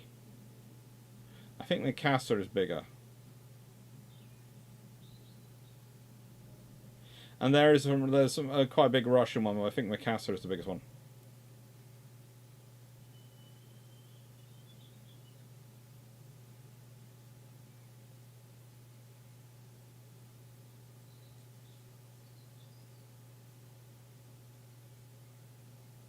I don't know, why is line design 1638 is considered British Montana? It's not. It's just people like to write data assimilation and go, yes, this is the British Montana. But it's not. It's just the British battleship. The British are not building a battleship in reference to Montana. The Montanas are not being built in reference to the Lions. It's just the design which the British are building. And British are looking at. That's why I didn't answer that one earlier. I did answer that one. I said, nicest way, they have differing perspectives. So, Skagerrak. It's a good book.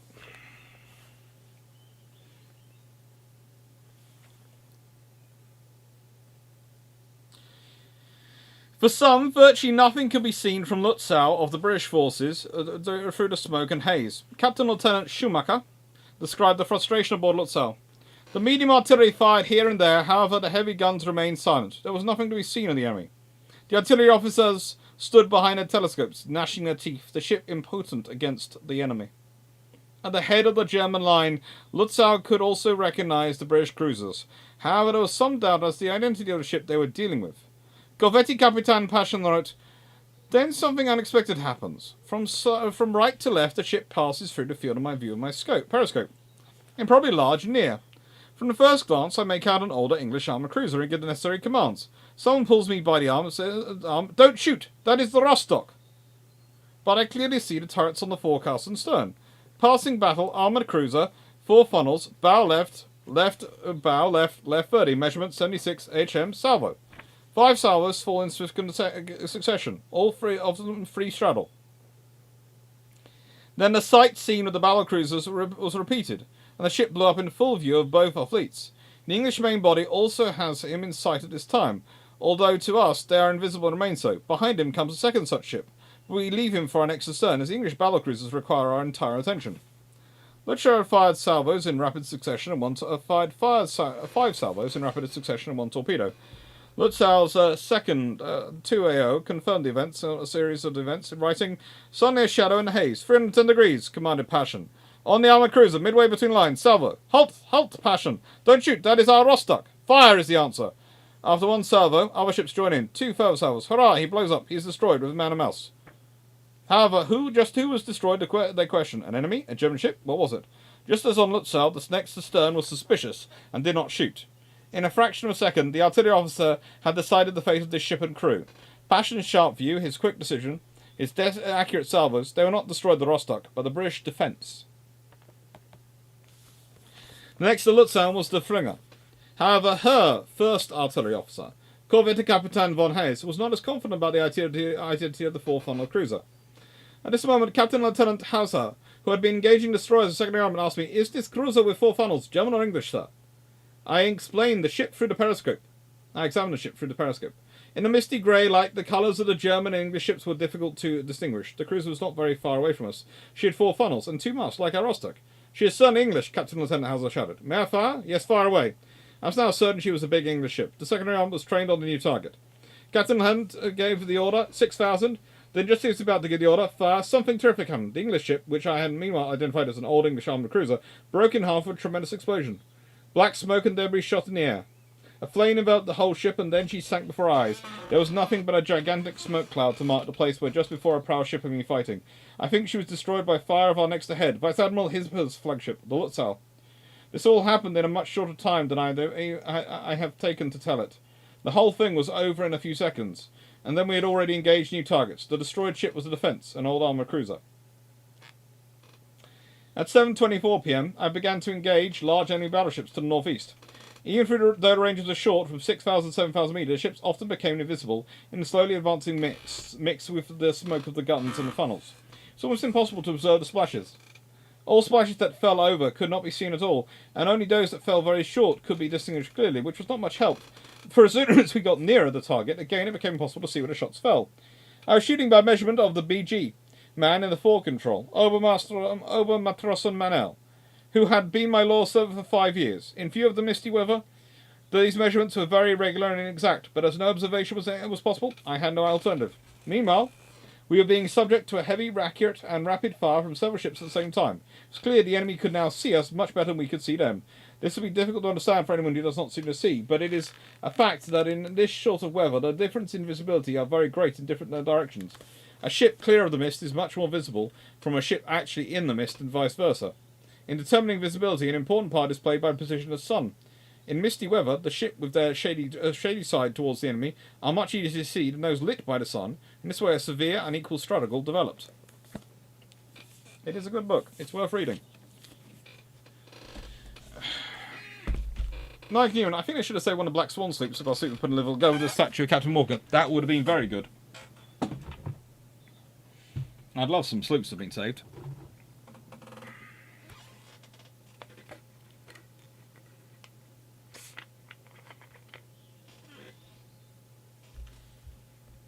I haven't visited the George Averof. I've come close to it, but I haven't actually managed to visit it. My bet is the Kiev class, given Misk and the theme parks in China. It's possible, but it's not one I will ever probably get to see.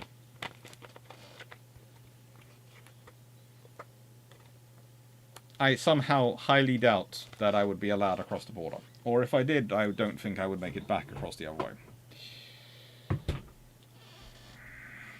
Take care, Paul Emmis. Good luck with you back.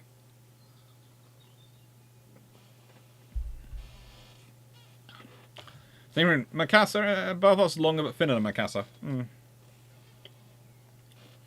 Steve Clarke. In H.H. Holger's Luxury Fleet, it shows how much the German Navy's budget grows in comparison to that of the Army.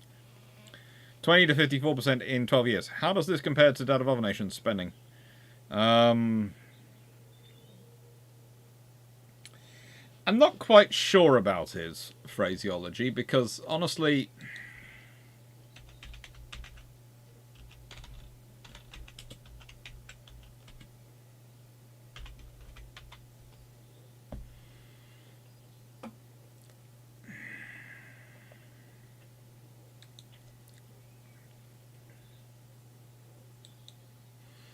it's going to sound strange, but the reason I find it, I'm never that...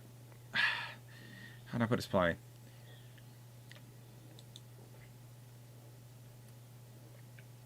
Herwig's phraseology of the German Navy as a luxury fleet, to me, if you go in with that title, even if you go in with the best intentions, you've gone in with your mind made up, and that makes me worry about other things in that book.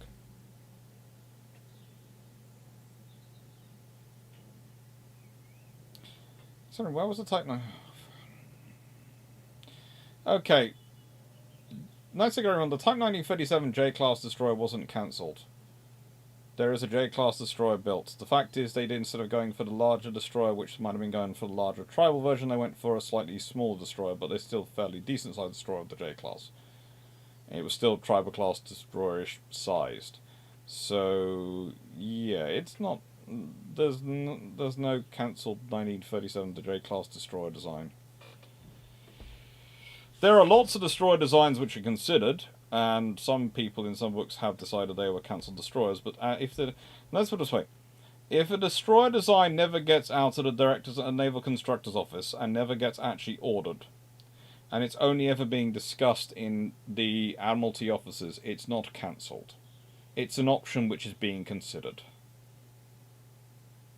And the fact that I find it kind of disturbing sometimes that some people can't seem to, and this is not a thing on you, this is a thing on some of the authors who write those books, they can't seem to draw a difference between a book, a ship which is going quite a long way down the option routes, versus one which is actually cancelled.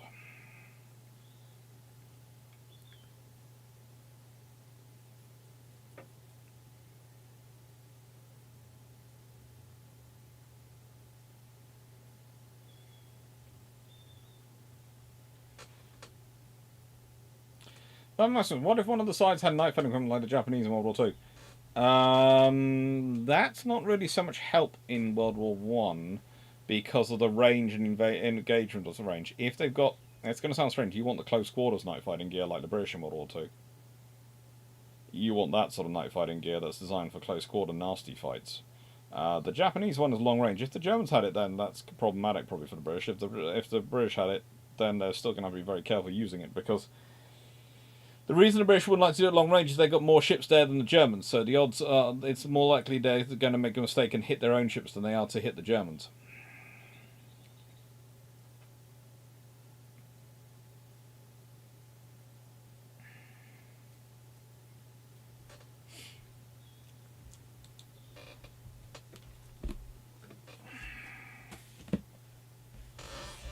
Oh.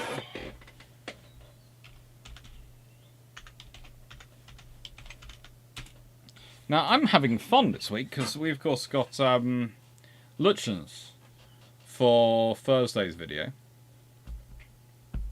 The live, which it will either be the live and the long patrol will be on Saturday, or the long patrol will be on Thursday and the live will be on Saturday. It'll depend on which on the timings of the conference. I'll just flick it round, but the long patrol is going to be recorded tomorrow. So whatever happens, there'll be a video on Thursday night.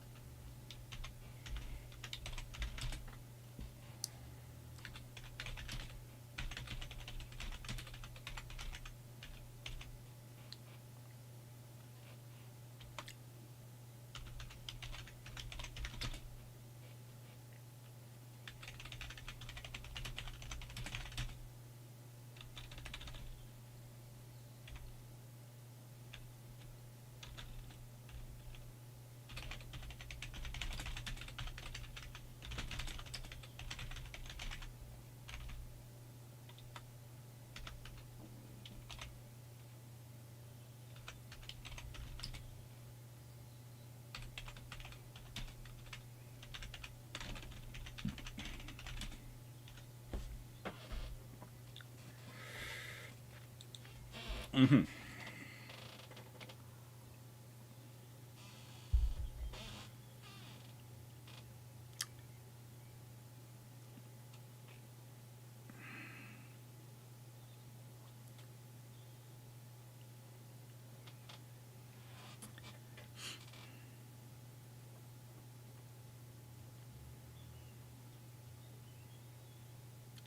There are lots of issues going on with music rights on videos at the moment. YouTube has done lots of different updates on music rights, and it's causing all sorts of fun.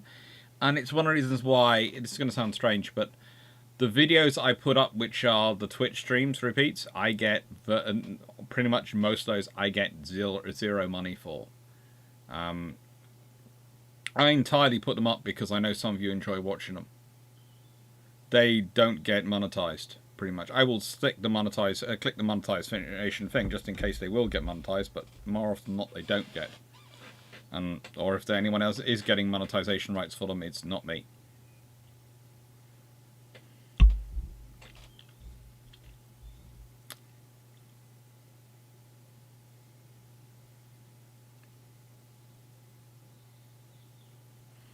I might throw in some things to your teacher.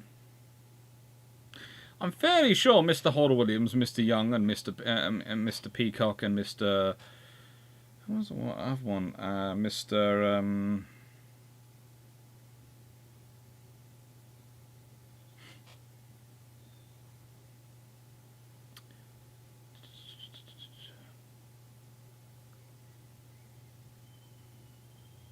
Oh, he was also a PE teacher as well as history teacher. Oh, I've completely forgotten him. Haven't ever done a video on Lutyens.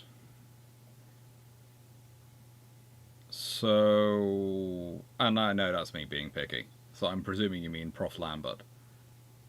But yeah, the reason I get picky about that, I'm getting picky about that one, is as I was once told at King's College University by a very senior professor there, we do not teach at university. We instruct students in the skills so they might acquire the knowledge. We do not teach them.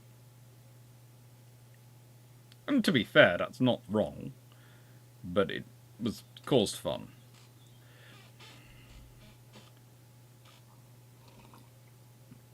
Oh, there's many things Andrew says about Lutyens. I'm slightly crueler about Lutyens than he is. So, Naval Staff Appreciation, the official one.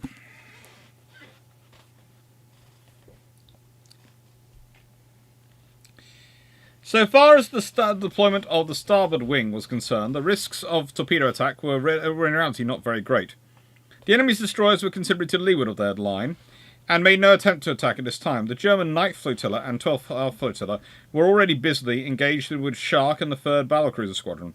On the British side, the 3rd and 4th Light Cruiser Squadrons and the 12th Flotilla were available for counterattack. If the Germans could launch an attack, there was no reason why we should not do the same. The risk to Marlborough and the wing column from the enemy's gunfire was less conjectural, but in light of the later events cannot be regarded as excessive. It is true that she could not have continued very long on her course at the time. She would either have had to turn at once to east-southeast, or failing this, to alter course about 4 points to port, not later than 6.21 at a range of 10,000 yards. The former would result in a nasty 12-point turn at the point of deployment. This would have been inconvenient, but not impractical. The latter course would have been given the enemy a certain amount of overlap. But on the other hand, he would have been bound himself to turn and introduce a similar bend in his own line. Sorry. This is the trouble. You're probably going to notice a difference in a month. And I'm going to be really interested over the next month how my whole face deals with not getting hit by dog's paws in this area on a regular basis. I'll be really surprised if I no longer have scratch marks and, you know, random pains in my nose for a month. I love having dogs. They are really fun. But just remember, you're all thinking poor hits, you're thinking the poodle, right? No, no, no. The corgi will jump up in the lap and deliver a paw on the nose just as well as the poodle. I don't know why both seem to think this is their target point. I should really stop making fun of noise when they hit it. The latter course would have given the enemy a certain amount of overlap, but on the other hand, he would have bound himself to turn and introduce a similar bend in his own line. Assuming also that he turned away, so he actually did, immediately he found himself in action with the whole British battle fleet, he would have had to do so under heavy fire, and it would have been a much easier matter to see and follow him. The 5th Battle Squadron, too, was between the Marlborough and the enemy, and in a position to take its place at the head of the line and afford her valuable support. From the Commander-in-Chief's point of view, however, a deployment on the starboard wing column appeared to be involved some degree of the risk to Marlborough and 1st Division, but it was on the grounds of the overlap that the Commander-in-Chief rejected it. But the disadvantages of deploying on the port wing were almost equally evident. It diminished the risk, but it also diminished the chance of decisive action. It availably increased the range of deployment by at least 2 or 3 miles, a very serious increase when the visibility was not much more than 5. In fact, it might be regarded as almost a last resource in the face of imminent danger. Was there no alternative method? The supposed bearing of Shear's battle fleet was about 30 degrees before the Iron Duke's beam, or roughly south 15 west. The correct course for deployment was therefore east by southeast. Now, in the midst of the uncertain times, one thing was certain and could be clearly seen. Beatty's flag was there, ahead of the fleet, steering almost the identical course required, pointing out to the battle fleet the direction in which to deploy. The Iron Duke had only to steer eastwards towards the line and order the fleet to deploy on the Commander-in-Chief. This would have at once withdrawn the right wing from the danger, at the same time employed the fleet at effective range. But equal speed pendant was designed for deployment on a wing column only, a limitation which precluded the Commander-in-Chief from using it for any deployment between the 5 mile front of the columns. The requirements of the case could, however, have been fully met by an older and simpler signal, namely a forming and disposing signal, which would have enabled line ahead to be formed on Iron Duke in the alternate divisions in which distinguishing signals were shown. This was an entirely practical movement. The fleet was not under fire. The signal was an old signal and well known to all leaders of the divisions, and there can be little doubt that it would have brought the fleet into action without undue risk and effective range.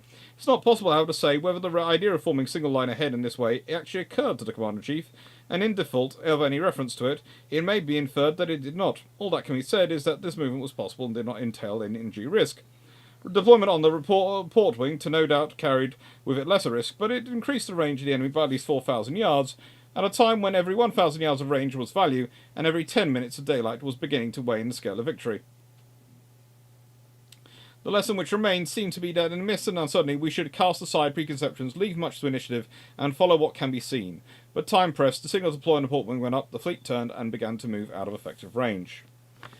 One interesting thing you find in the official one is a lot of people trying to be very friendly towards Beatty, because by the time this is being written, he's of course First Sea Lord, and he has sent home the original report, which is the next book we're going to be reading.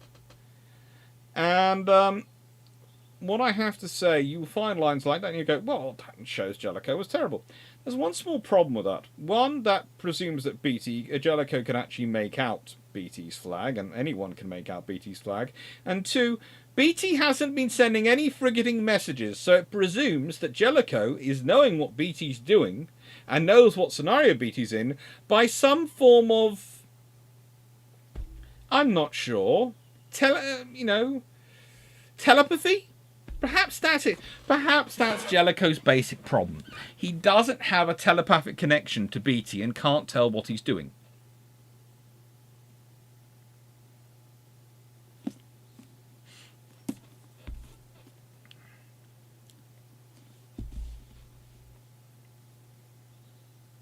Lambert was on build fronts. Yes, we did have him on there. We'll be having him back soon. There's a build that's coming out this week, which is going to have Sal on it. Rob Smith, noses are soft and squidgy. Yes. Maga, easy. The elder one taught the younger one to go to face. Yeah.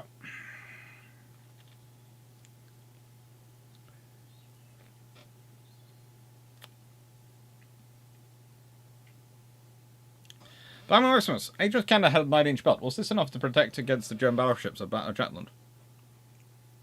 Pretty much. Okay, yes, it's not the world's thickest belt, but it's enough. Because of the range you're at. If you're engaging, this is the other thing. That whole point that I'm making there. Yeah, he should have done this. He should have deployed on Beatty and known what Beatty was doing telepathically and deployed on him and done a maneuver which the battle fleet hadn't practiced because they hadn't gone through that maneuver. But it's an old maneuver. It's in the books. They all know it. They haven't practiced it for 20 years, but they all know it. And so the right time to introduce and do that maneuver is in the middle of a battle. Yeah. With a load of battleships. Yeah. Let's do that. Let's the most complicated and largest fleet we've ever put together. We're going to throw in a manoeuvre none of us have done for roughly 20 years and do it because we all know about it. And form up on a guy who hasn't been messaging or telling us. And then we're going to engage straight in as close as we can to the Germans. Yeah. That all sounds good. It all sounds great. I seem to remember that in the Jutland video, I put up this slide. If I can just get it. Let's see, building Jutland, building. There we go.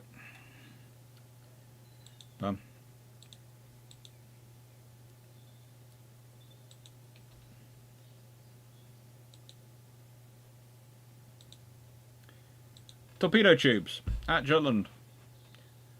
British had 457, the Germans had 469. The big difference is when you look at the destroyers. The German destroyers have 299 to the British destroyers 236. That's part of the scenario going through Jellicoe's head. When you're eager to write off the impact and threat of the German destroyers, he isn't.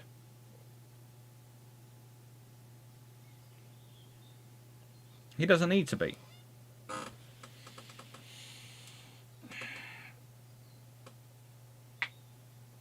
Would you ever do a joint interview of Andrew Lambert and Jack? Yeah, we would, but we already did one on Build-Trumps. We'll do another one at some point.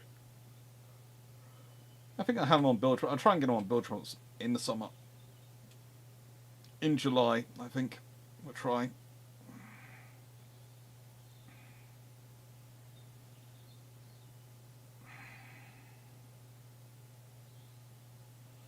Gressa, with regards to playing games with signals under fire, maybe the Royal Navy actually managed to learn the appropriate lessons from Admiral Tyrion and stuff. They learnt something, definitely. Leslie Mitchell, my mum is drinking my own brew. Good luck, Leslie. Trust me, those are the reason mine gets stored in my office, under lock and key.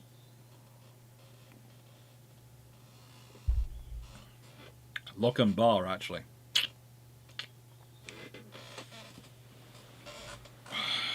You are a bad influence. I try to be.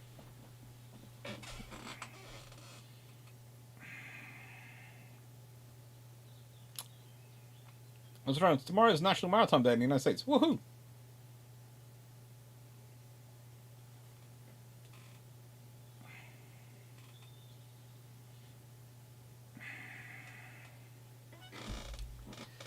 I don't know.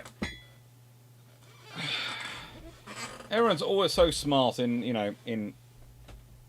the short term. No, sorry, I think Lambert's summary was Lutyens' feeling is accurate. He's not euphoric, he's not bombastic, he's not triumphant, he's depressed. The British are still out there. They're going to get me. They're going to track me down and sink me. Oh, yeah.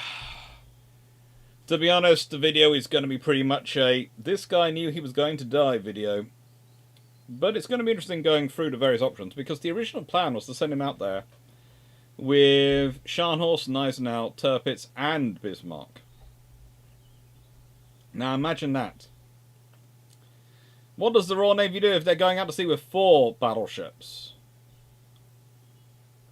So the German fleet takes out 4. Imagine the fuel that's going to be cost, but also imagine what the Royal Navy's going to do. The Royal Navy will be calling in every carrier, every battleship, everything they can. That's going to lead to a fleet action in the middle of the Atlantic.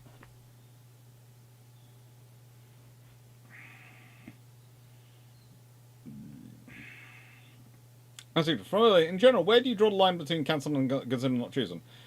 Which would you consider the 15-inch D45 Mackinson design of me? If it's actually if you actually have given orders to yards to start building it, that's cancelled. If at no point has it gone anywhere outside the organisation. If at no point, sorry, there was a little bit there. I didn't realise it. If at no point have you gone outside the organisation, if at no point have you done anything other than internal examinations, it's just being considered, but not chosen.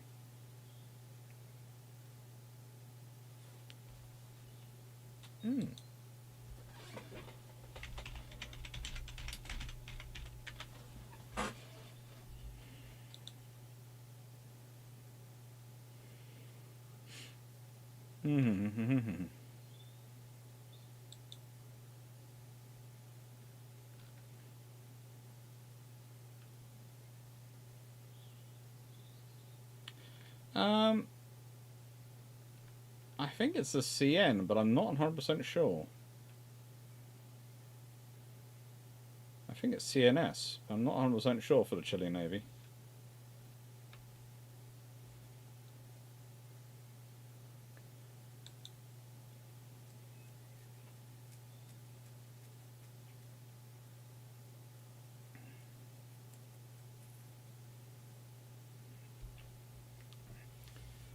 Pretty much.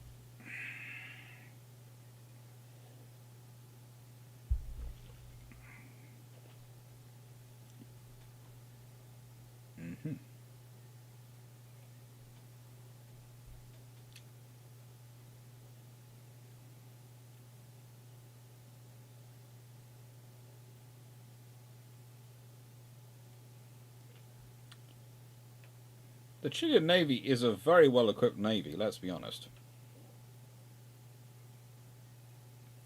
They have 2 Type 22s, 2 Adelaide class, 3 Type 23s, and 2 Carl Dorman class as their major service combatants.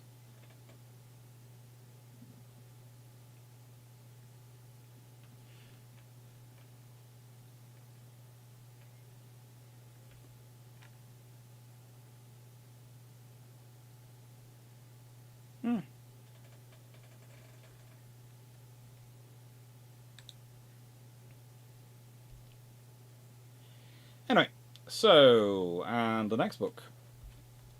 Jutland Scandal.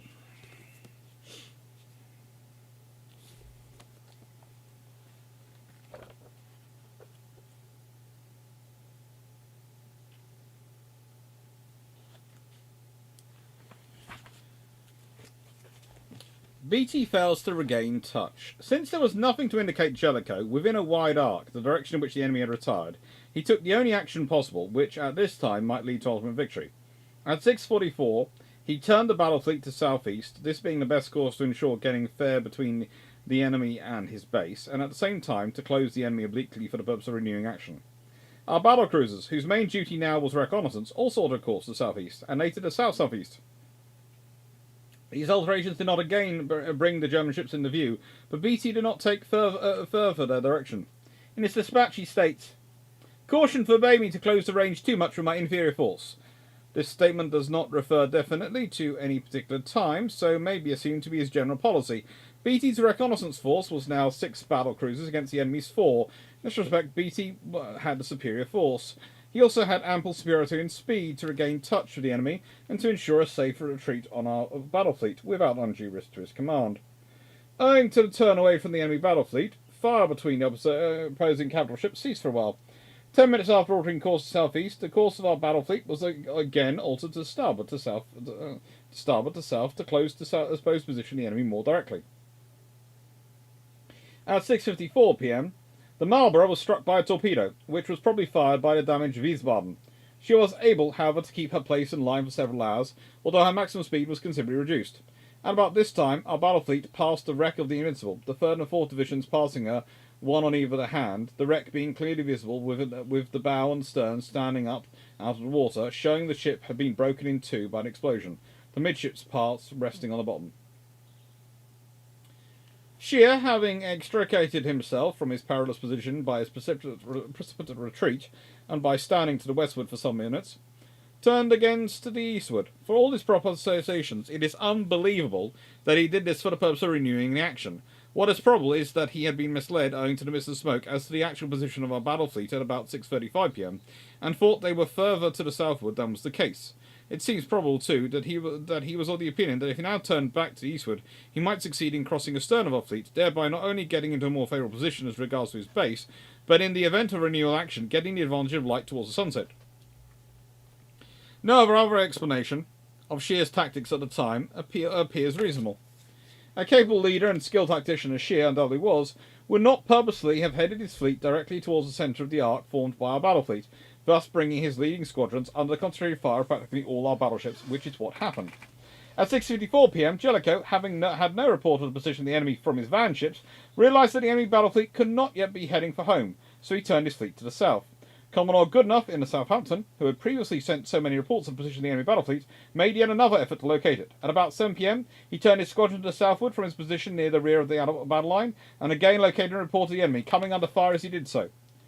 No firing was now taking place between the main fleets, the enemy being out of sight of all our battleships, and also of our battle cruisers, which were at this time some 6 miles off the port bow of the Iron Duke, and further from the enemy than the fleet flagship. Beatty had gone at high speed and lost touch with what was happening. Owing to the decreasing visibility, he would not have seen the battle fleet hauling round towards the enemy, but all signals for alteration of course made from the Iron Duke were sent out by wireless, so would have reached the battle cruisers. He now reduced speed to 18 knots and began to circle the starboard to close the battle fleet. A complete circle was made by Lion, the Princess Royal, Tiger, and New Zealand following around. Immediately after the completion of the battle of the stern, the battle cruiser Inflexible and Domitable, which had been keeping ahead of Lion, took station in line astern. The second German retreat.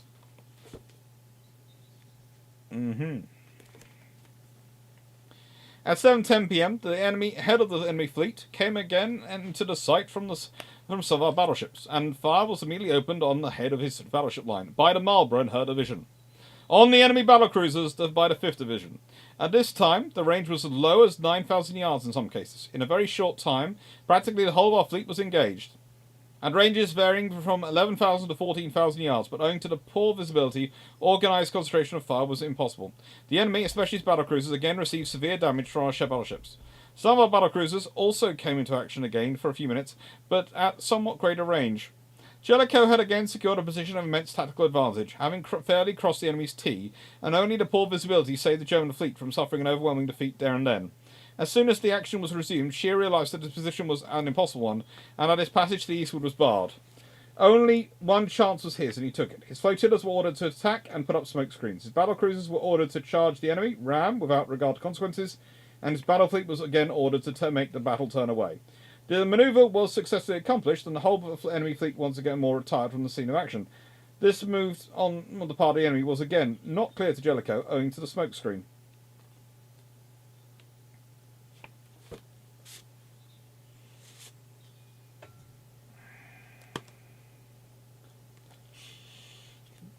Naval Weapons says the 1911 G6 torpedo on the slower setting ran for 5,000 metres, on the higher setting shorter.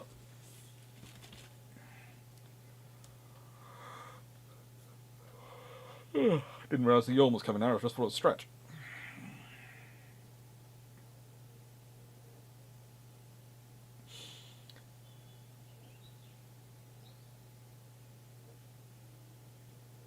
I think it's an interesting scenario because I don't think the Germans get the victory they do with Hood if they do actually bring out the bigger fleet. Because if they bring out a fleet of more ships, the Royal Navy is going to concentrate their ships. You would probably end up with Nelson and Rodney and some R-class battleships being a slow group coming along, and a fast group made up of Hood, Renown, King George V, Prince of Wales would be the fast group. So that'd be their 4 and 4.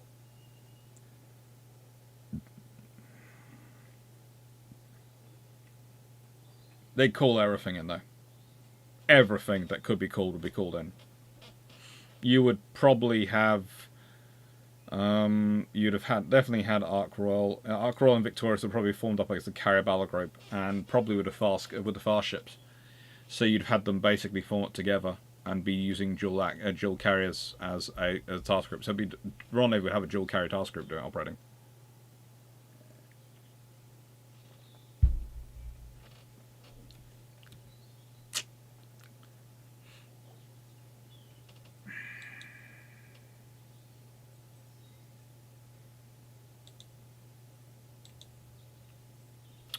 It's a fun thing to think about in terms of it's something to test your brain on.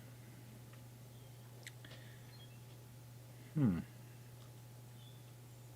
enough is a great name, yes. Right.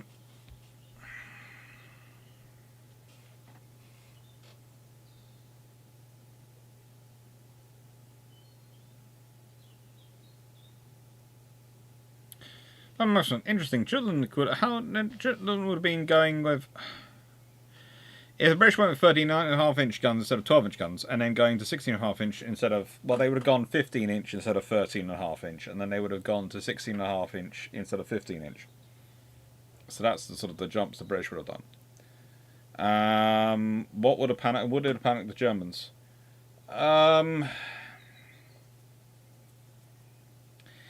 The honest scenario you get is the Germans have to go for a 12, probably go for a 12-inch gun earlier than they go. It would mean the Nassau's would be built with still 11-inch guns. The Nassau's would still come up with 11-inch. I don't see that changing, but I do see the Germans having to jumping to 12-inch guns earlier on. And I think that might make a tech component part of the British Anglo-German race a bit earlier on. It's going to have a bigger impact on the Americans, etc., because if the British are building dreadnought battleships, 13.5-inch guns, that's going to change a lot of calculations of the US Navy. Might push the US Navy to go for 14-inch earlier, but there's still going to take time to develop it. So they're probably on 12-inch guns, which means the British are going to develop a habit of having bigger guns than other people.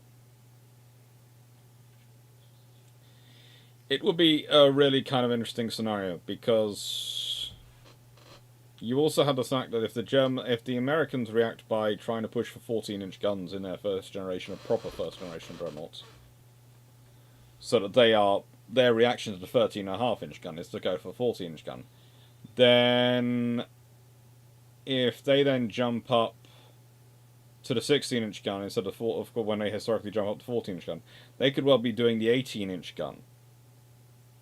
And that's the point at which, if you consider it, the British would be meeting them up. So the British, to get from 13.5-inch guns, they go 13.5, 15-inch, 16.5-inch, 18-inch. The Americans, to get from 14-inch to 18-inch, are going to go 14, 16, 18.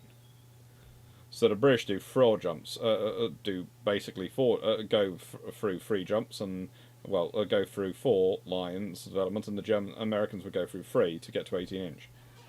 I think that would see you with a treaty limitation of 18-inch guns, but leave that to one side.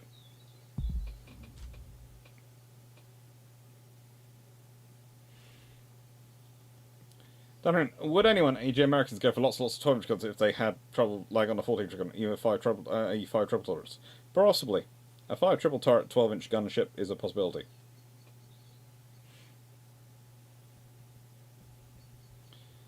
It's not the caliber so much as have you got the facilities to build that caliber into that size of gun?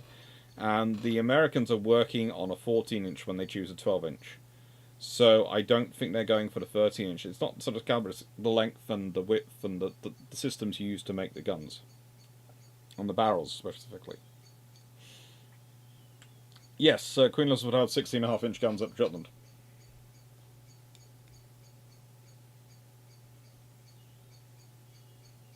Mind you, the Iran starting the Dread race with 30-inch guns makes a lot of butterflies, with Jutland maybe not even happening.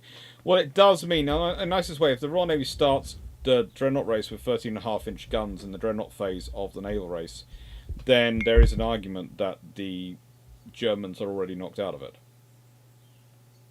Because there might well be that might push up the cost immediately of the battleships enough that Tirpitz doesn't do well versus the army.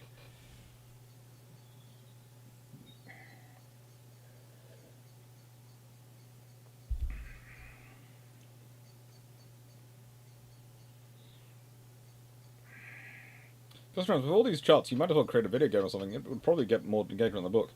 I don't really have the skills to create a video game. My programming was years ago. And my graphics design is terrible.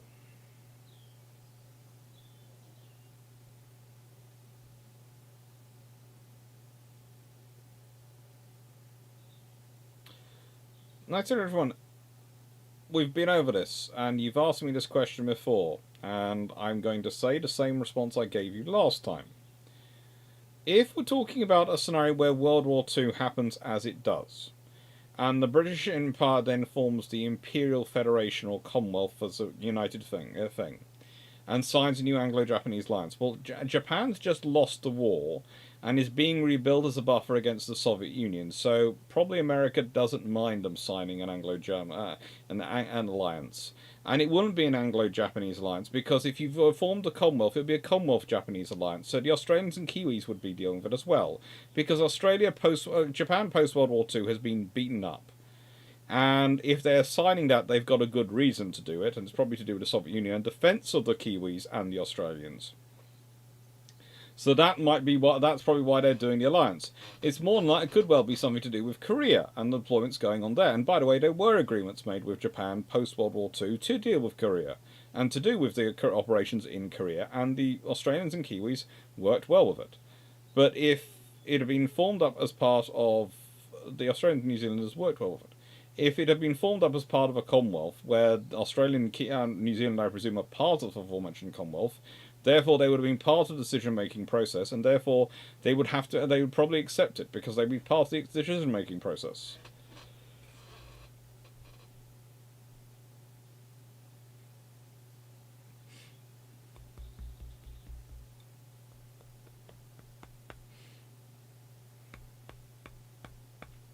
Maximus, what if the Room 40 misread the information and the battlecruiser has been sent out? They'd have run away.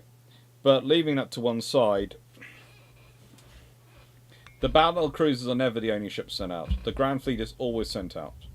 It's just the speed of the Grand Fleet's deployment. But the Grand Fleet is always sent out. The battle cruisers are never sent out without the support, because the British do understand the German plan is to try and get a significant chunk of the Royal Navy alone and beat it up. Admittedly, the battle cruisers do not offer a large enough group for them to make the difference that the Germans need them to make, but, you know, hey-ho.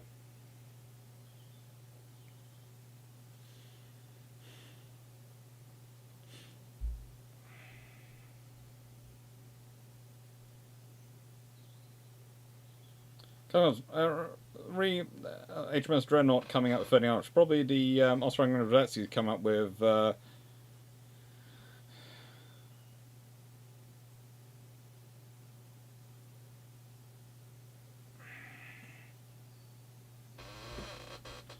two times 2 plus 4 single, i.e. 8 12-inch and 6-gun broadsides. Possibly. Max, right. Worst case scenario, advice for the Ultimate Admiral Dreadnought with a rather light amount of, well, no, it's this, is a decent option if you ask me. I would be happy to work with UAD, just like I'm happy to work with World of Warships. I am happy to work with any group who wants to bring people into naval history. I don't take money for it, though. So the reason I don't take money is that means when they do something wrong and stupid, I can tell them they've done something wrong. When they do something right, I can say they've done something right, and at no point can anyone say that my opinion's been bought. It is very stupid. Financially, I'd be far better if I would allow myself to be bought, but I don't.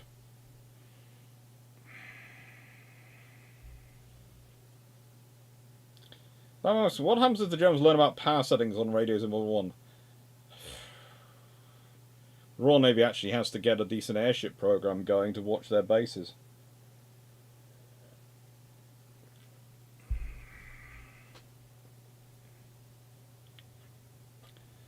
Night to everyone. Again, I answered that one earlier. Why do USA think it was a good idea to shove the Dominions in with the RN for the treaty system? It's because otherwise the Royal Navy could give the stuff off to the Dominions, and the Royal Navy would...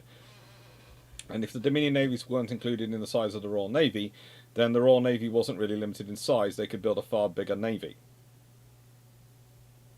You asked these questions earlier.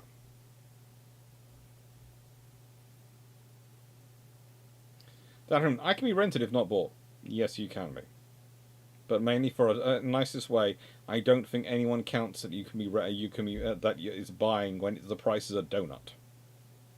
Please note, by the way, the going exchange rate for Dan to do many things is a donut.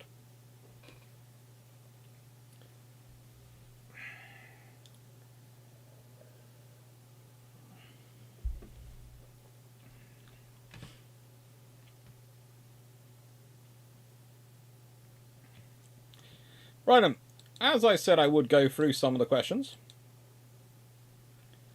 on the video, I'm going to do that now. Magnus, this kind of puts Japan's efforts to overcome everything prior to World War II into a different light. I mean, if you're going to take on the Royal Navy, you'd better have the numbers, which wasn't going to happen for the High Seas Fleet. Failing that, you better bring the meanest ships on the seas. Adequate is inadequate, and that's exactly what the Germans found. That's the trouble for them with building with the 11-inch gun. The 11-inch gun is fine, in theory, against a 12-inch gun, as long as you can match the 12-inch guns. If there's a massive preponderance of 12-inch guns, and this one shows the interesting it. Well, the Royal Navy, in terms of 12-inch guns, has 132 to the Germans' 96 11-inch guns. And they have 142 13.5-inch guns to their 128 12-inch guns. And they also have 10 14-inch guns and 48 15-inch guns. So the Royal Navy has 332 guns to the Germans' 224. At that point, you need to be bringing something massive. Thank you, Jack Wright, for the Donuts for Dan fund. We have to keep him well supplied with food. And this is the thing for the Germans. They needed to pursue, if they wanted to really pursue a viable policy against the Royal Navy's Grand Fleet, they needed to pursue a policy of technological superiority. And building armoured, stronger ships, and their battle cruisers were built always, and I always point this out, the Royal Navy battle cruisers are built for scouting, reconnaissance, and economic warfare. The German battle cruisers are built with the idea that they might have to back up the battle line in a fight. Because, like the Japanese, they thought they would never have enough battleships to actually fight the battle. That doesn't mean they're supposed to survive a fight with a battleship, please note that. And I've now said this, I'm going to say this in about, this is the third video I've said this in the last week or so it's going to be said a lot of times. The whole point of those battlecruisers is they're supposed to hold up the enemy battleships long enough that while the time it takes to kill them, your battleships can kill the enemy battleships and then can roll up the enemy the surviving enemy battleships that just killed your battlecruisers. It's not a good methodology. It's not a sensible one, but it's sometimes the only one you've got.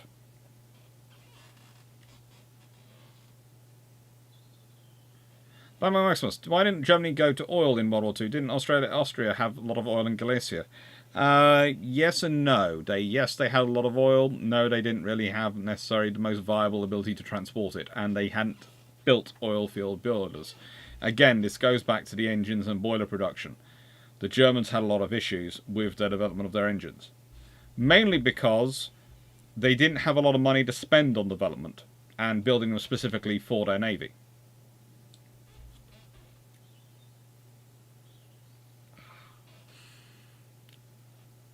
It's a shame. And I'm not sure why I expanded the guns one when I should have got the engine one out. I didn't know. Brain not going there.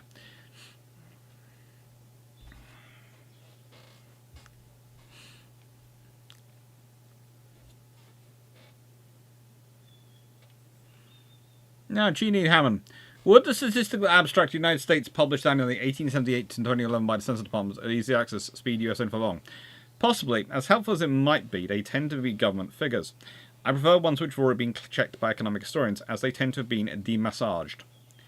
But to be honest, the American figures are not the issue. As complicated as the many states like to make it, they do, after a fashion, record the figures in English. Sadly, no one records them in Latin. Gee, I think I'd like to I don't think I'd like to run into a historian who demassaged. Your point, though, is well taken. As for English, I used to believe that I decided not to become a historical classical antiquity because of the numbers of languages I need to properly attack the beast. The same is true for the noble naval historian. I chose a narrow field where I could happily read other people's mail in my native tongue and be hailed a great researcher. It is fun. But what I would say that, and this is the interesting thing. Okay, so let's say you're trying to provide figures for how much GDP is spent on ship procurement. How does your nation allocate those figures? Because one nation might take the cost of the ships that they procure in total. So that's the whole ship is included in the cost. Another nation might include the cost of the research for the ship. Let me give you an example from the current day. The Royal Navy's Type 45 destroyers are often called billion-pound destroyers, but they didn't cost £1 billion to build. In fact, most of them cost less than that. Most of them cost roughly a little between around 450 million. Okay, that's their sort of average cost, and it was going down, and it was going down a lot. This is why we often say it costs 6 billion to buy 6, but to buy 12 it would have cost probably about 8.4 billion. Maybe even 8. So why are we saying that? Because of the cost of research. It's also the reason why you sometimes get people going, well, you know, each of these submarines cost £1 billion. They do. But if you charge submarines the same way you charge the destroyers, you wouldn't be calling them £1 billion. But it also depends on whether the government is wanting to make a case of, we've spent a lot of money on these ships, so it's fine, they're good ships, or if they're wanting to make a case of, we can buy more of these ships because they only cost this. And so when you're looking at the figures of ship procurement, you have to be careful. When you're comparing the costs of the apples for ship procurement in the UK, you have to be careful that you're not comparing them with pairs of the ship procurement in Germany. Which is why you want figures which have been demassaged, i.e. they have been turned into roughly standardized figures. And I can do that. I have been taught to do that. But I am not, by any stretch of imagination, an expert in doing that. So if I did that, I would want my work checked. And I have friends who would check it, and I would go to them to get it to check it. They are economic historians, that's what I specialise in. But first of all, I have to make sure I've got the raw data to work from, and then I can go through it. This is the sort of project which I would estimate, if I'm writing the books I'm writing and still getting those all finished and all those things through. Once I've got the books done, I'm going to take a bit of time off writing, and I'm going to do some deep dive projects for the channel. And that would be one I would do, but it would probably be 6 to 8 months worth of time. In terms of me doing my normal teaching allowance, normal videos, normal stuff, and using the time I use for writing to do that. And I'm happy to do that, but that is about 6 to 8 months worth of time.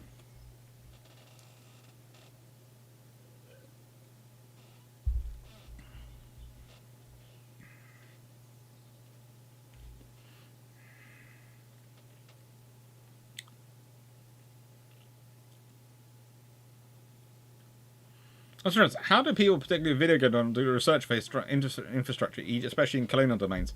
Archival research is not exactly easy for everyone. They usually hire historians. If they can do it. If they're actually doing it, they hire historians. Otherwise, they check Wikipedia. Trust me. The amount of times I've seen things when I go, that's not right. Check Wikipedia. That's what Wikipedia says. Ah, that's where you got it from.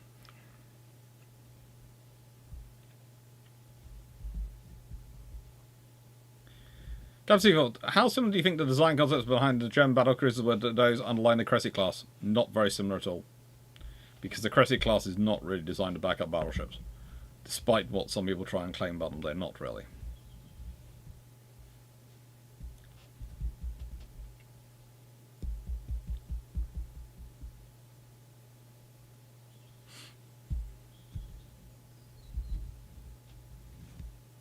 Ishran, did the Royal Navy ever consider building Arleigh Burke-inspired destroyers?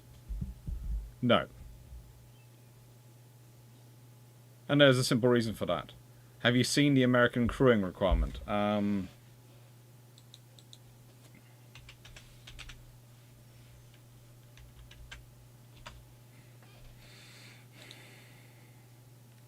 The Arleigh Burke class, in terms of crew,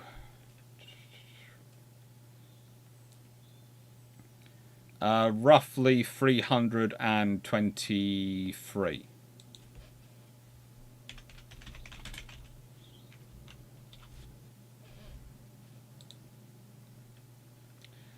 The Type 45 crew, roughly 191.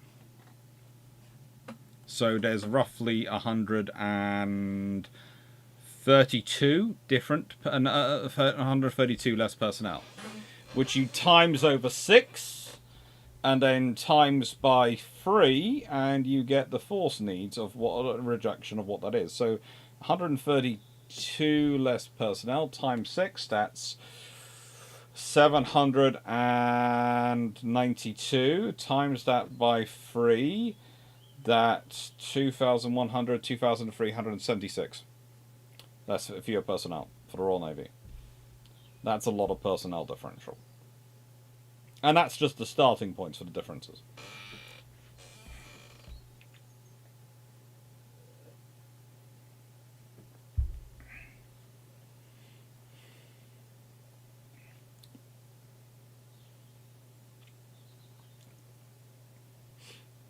Jack Rank, calculating real cost is interesting. Even purchasing software costs more than people think. Time to take learn is what it costs. Yes.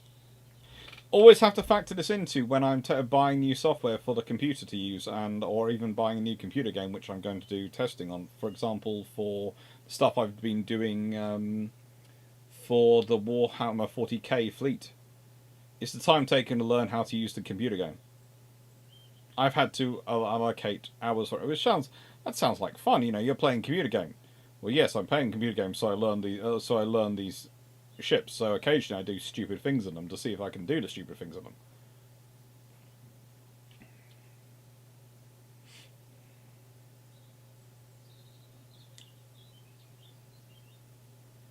Grista, if Satrans Furious in her initial character configuration were present at Jutland with the battlecruiser fleet and managed to get a strike off during daylight, how do you see this affecting battle?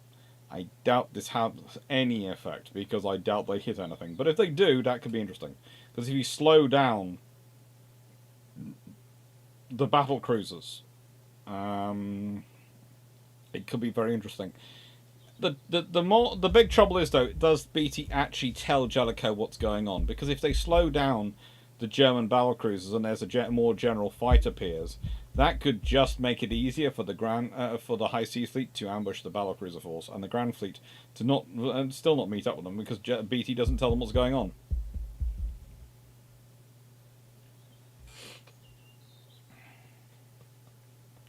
What other books are you currently working on, and what's their estimated time release? I've got 4 projects on the go. I've got U-class submarines. I've got Flower-class corvettes. I've got Eustace Denicourt, and I've got Jellicoe, which are all going to be 45,000 word Kindle books. They're just basically, Jellicoe's one is about his time as Third Sea Lord. Denicourt is his time as Director of Naval Construction, what he got up to. And the other 2 are just sort of quick class precies and discussions of them, which are all going to be self-published. But they are, as for release, I'm hoping to release them by the end of the year. But, you know, nicest way, we'll see what happens. It's Frank. Thank you for answering the curiosity. I never thought about crew requirements. I normally go to the tech specs first. Start off with the crew requirements, and that will define a lot of the tech stuff you're going to do. Because if you've got if you're limiting yourself to less than 200 personnel, you have to think of, okay, what can we run? What systems can we run? What systems can we automate?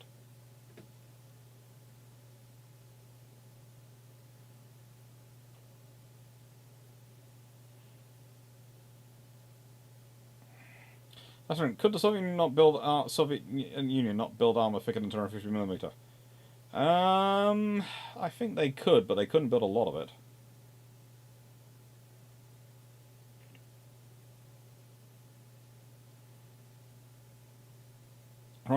Also, to a less extent, cost of setting up modifying production facilities. For example, for our Type 31s, we had to build from the ground up whole new production halls. Guess each new ship needs some exclusive new facilities and can't so depend on existing ones.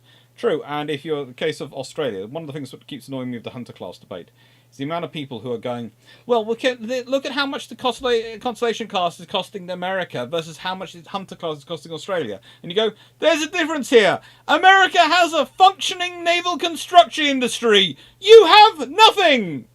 You have let yours disappear. It's having to be rebuilt from scratch. Your stuff is going to cost more. If you want to build the Hunter class in the UK, the Royal Navy will be happy to share their production facilities. BAE will be happy to charge you. But in the nicest way, you don't. You want to build them in Australia. And trust me, if you want to build the Constellation class in Australia, you will find it just as expensive as building the Type 26 Hunter class, because you're still going to have to rebuild your stuff from scratch because you've let it waste away.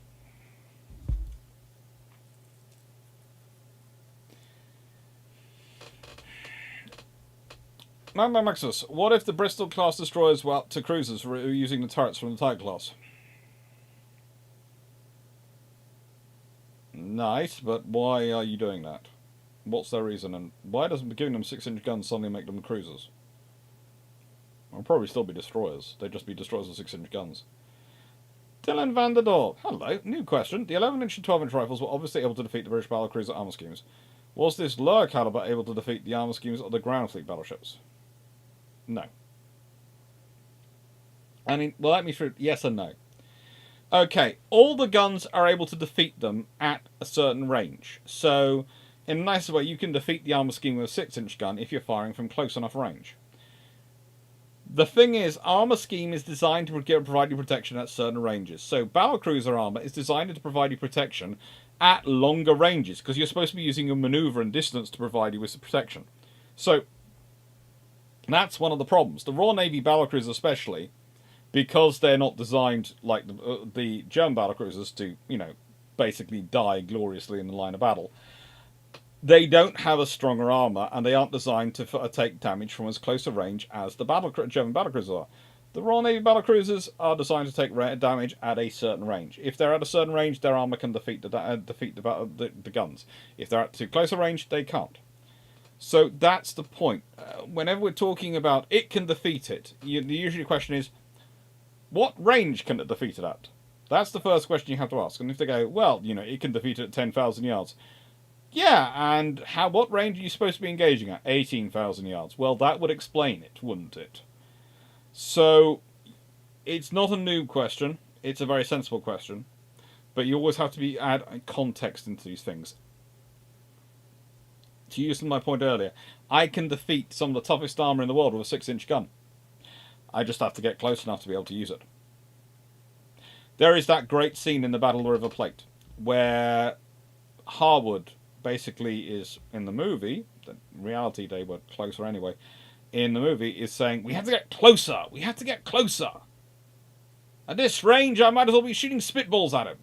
And the reason is because at a certain range, his 6-inch guns can't really pierce the armour on the Panzer Chief, on the Grass Bay. But when he gets close enough, those 6-inch shells will go straight through that armour.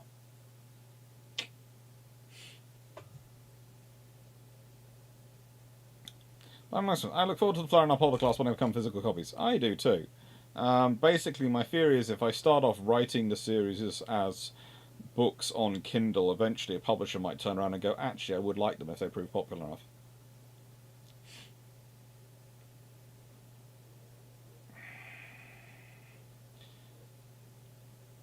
Due compaction on the ship note of ship costs, including research, also includes industrial spool up, producing yourself to make the ship.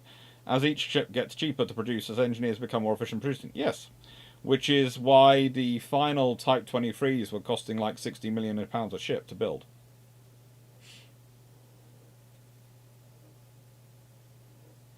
I'm pretty sure Jakarta Island mostly still has infrastructure, though some of it needs to be modernised. Most of it is about 40 years old, Duke of Patchington. Most of it doesn't need to be modernised, it needs to be taken out, given a burial.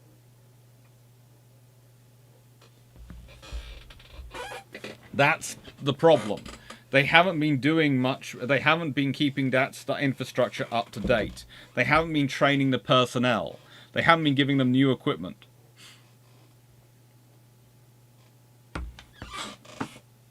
Excuse me. We've been over this before. Moths are not allowed. Thank you. I don't like moths near my books.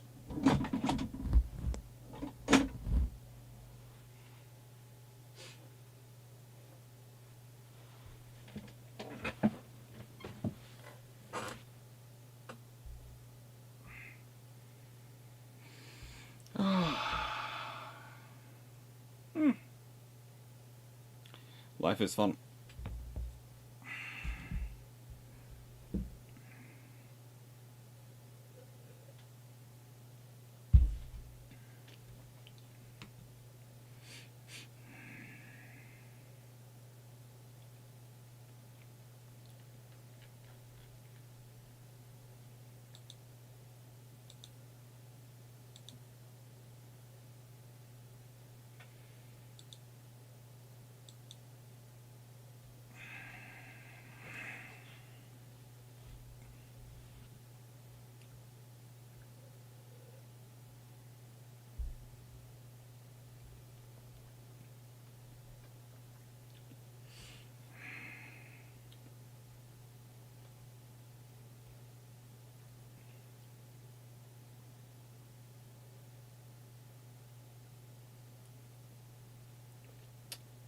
Black Maximus, in Canada, after the building of the Halifax class, Kingston class, most of the shipyards that built them shut down in 2000. Now we only have a shipyard in Quebec to build new frigates. Mm-hmm.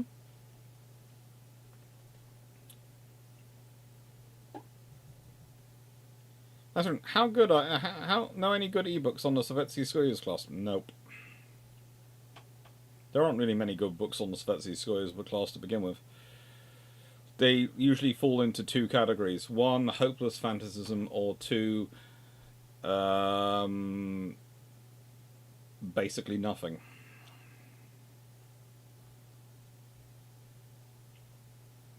There are some good books. There's the Rowler book, which is very good on the Soviet Navy and Stalin's plans, but that's it. It's only got about a chapter on the Sovietsky Soyuz.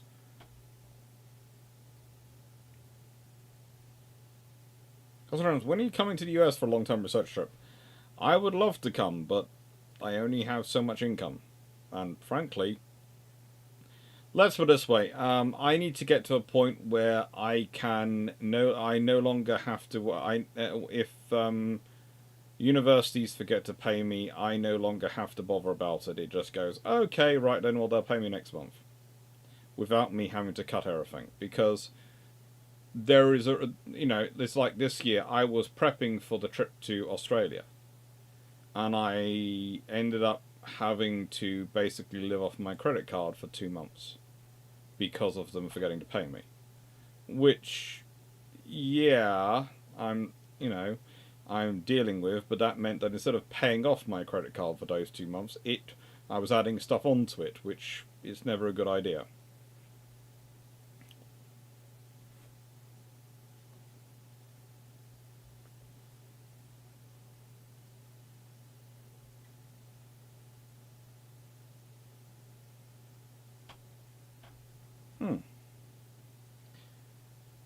Trick question. I have a great understanding of Imperial naval vessels in Battlefleet Gothic Armada 1 and 2. I can help on the game as I'm playing against players far different than against AI.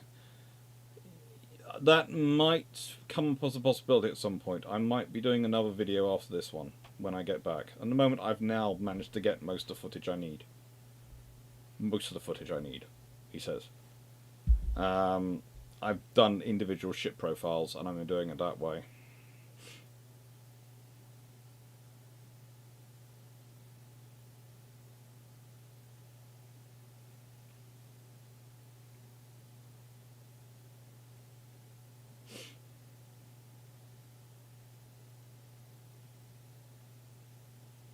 There are lots of things that could have been done to keep the Canadian yards going. Lots of things that could have been done. But again, you have to remember what happened in the 1990s and the early 2000s. It was the end of history. Governments had finally cracked the code. They no longer needed to worry about wars. Wars were of choice. The economy was going to constantly getting better, and everything was always going to be on the up and up. And there would always be the money for everything the government wanted to do when the government wanted to do it. And there was never going to be... They'd solved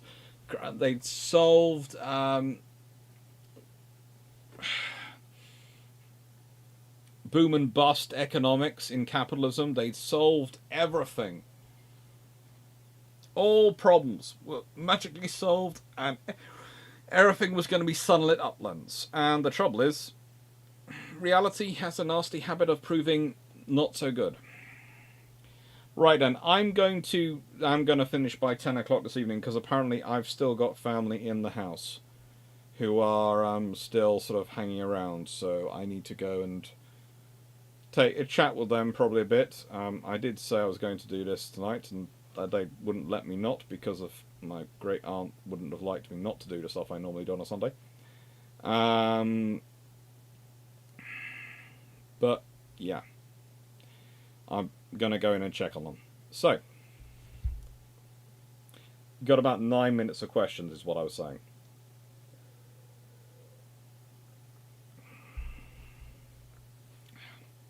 Maybe 10. Blackman Maximus, at least building the icebreakers for the Coast Guard and ferries for the islands could have kept them going. It could have helped definitely keep them going.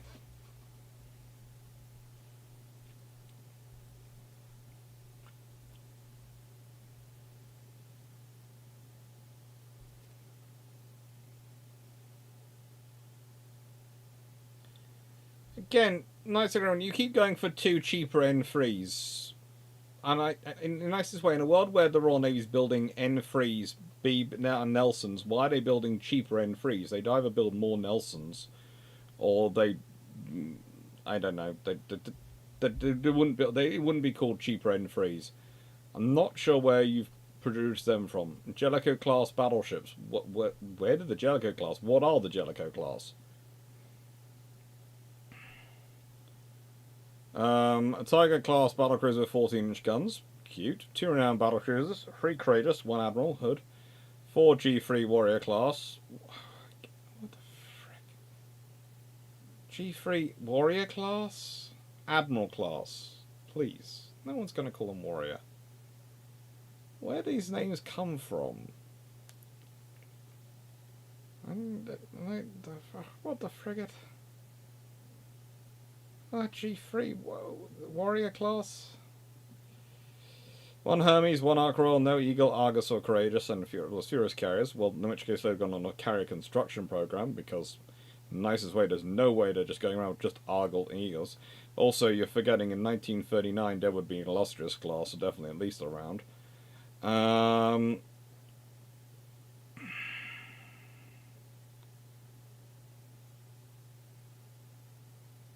Basically, the Royal Navy has a lot more ships to go places. So, how's it affected? Well, they have more ships.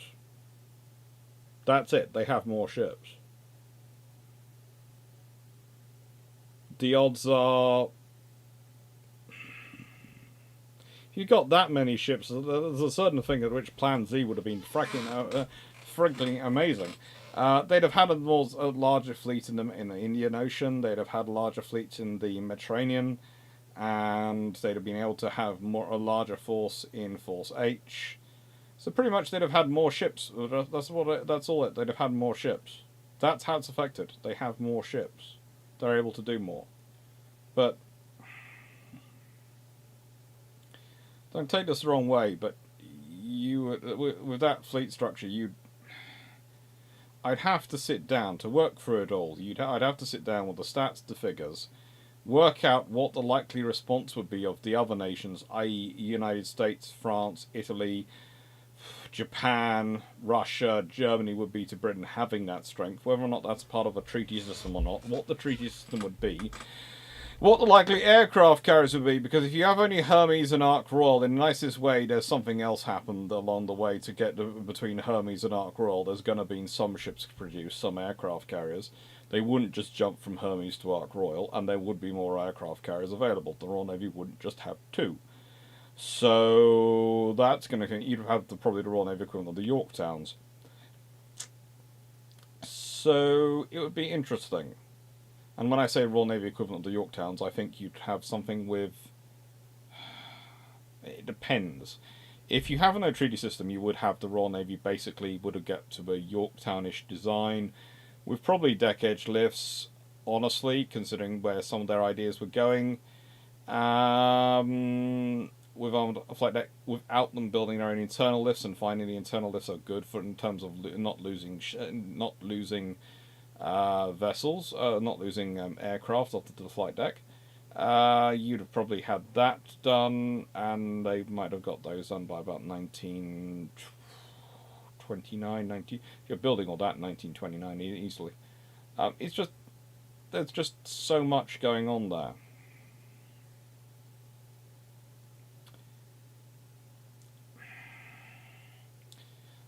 Is it better to use slipways or dry docks to build ships? Considering what happened to HMS Glasgow recently, I would prefer to build the ships in dry docks, but I don't think I would get permitted. I think people would go, that's very, very difficult and very complicated. So probably building them in slipways is what's preferred, but I prefer to build them in a covered dry dock. Nice. I got the stuff from Warships Wiki from the game Combined Fleet, which I've never read. So I will have to go and look at that if I want to answer that question. But frankly, judging by the names they've chosen for the ships, I am doubting I'm going to be infused by them. Probably I will be. I should find something interesting, but I don't understand why they've gone warrior class, and I have no idea why they have decided to go for a cheaper N3, because that makes no strategic sense at all. An Angelica class battleship is very unlikely.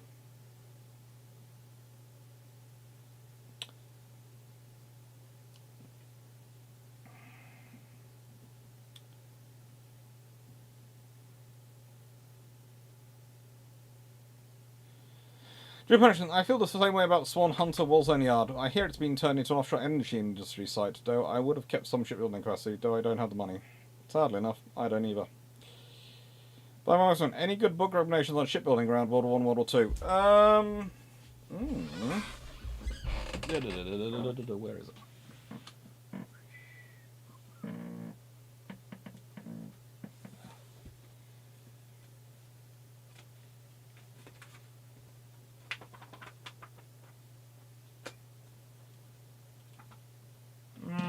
This is fairly good. Pembroke Dockyard.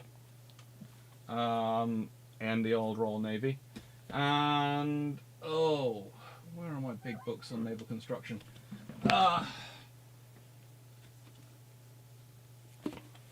British shipbuilding. And I've got another one around here somewhere.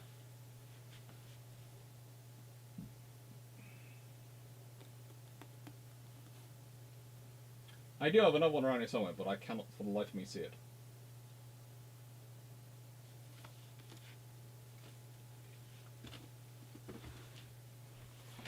Thank you, Ugly Steve. Oh. If you captured a Royal Navy destroyer in a battleship, what would you choose the names? Destroyer. If I have complete choice and no one can tell me not to pick it, then probably I'm going for Cossack, because I can line people up and it doesn't have the habit of using its nose. But Asante could be fun. Nubian, actually Nubian. And for battleship,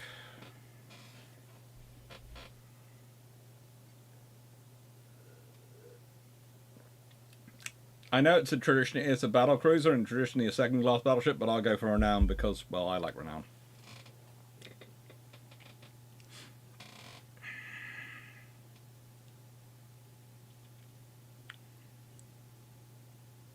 Guys, you mean media reported cables to be sabotaged on HMS Glasgow? Fun things. See, Clarke, last point. Biggest missed opportunity as a result of Jutland for both the Royal Navy and Sea Fleet. For the Royal Navy, if BT had done his job and informed Jellicoe of where they were, if they had won a victory, and I mean, if they had sunk German ships at the rate they could have done, and considering how some of them get home, frankly, they could have sunk them without much more damage. Then then Jellicoe would probably have been remembered as certainly after PR, would have been remembered as the next Nelson, and you would have had a very different scenario for the Royal Navy post World War One, because it would have probably finished the war. If the German fleet gets defeated, and defeated in detail at Jutland, then the odds are the Royal Navy can push into the Baltic for Denmark Straits. And if the Royal Navy pushes into the Baltic, then it's not very long before you can blockade the Baltic coast of Germany. And if you can blockade the Baltic coast of Germany, then frankly, war's over very quickly.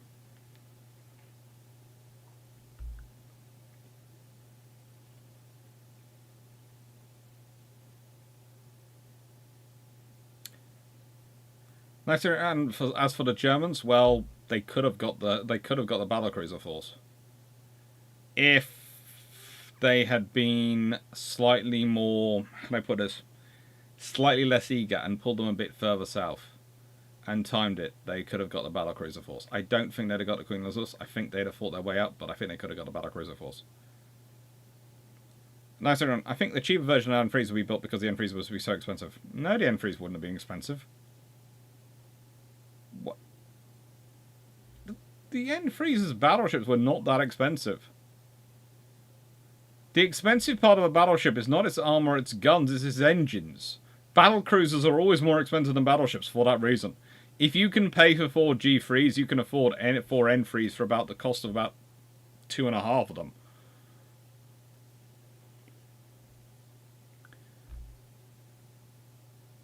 That's about. No, that's the image. I prefer slipways as lunchboxes look better.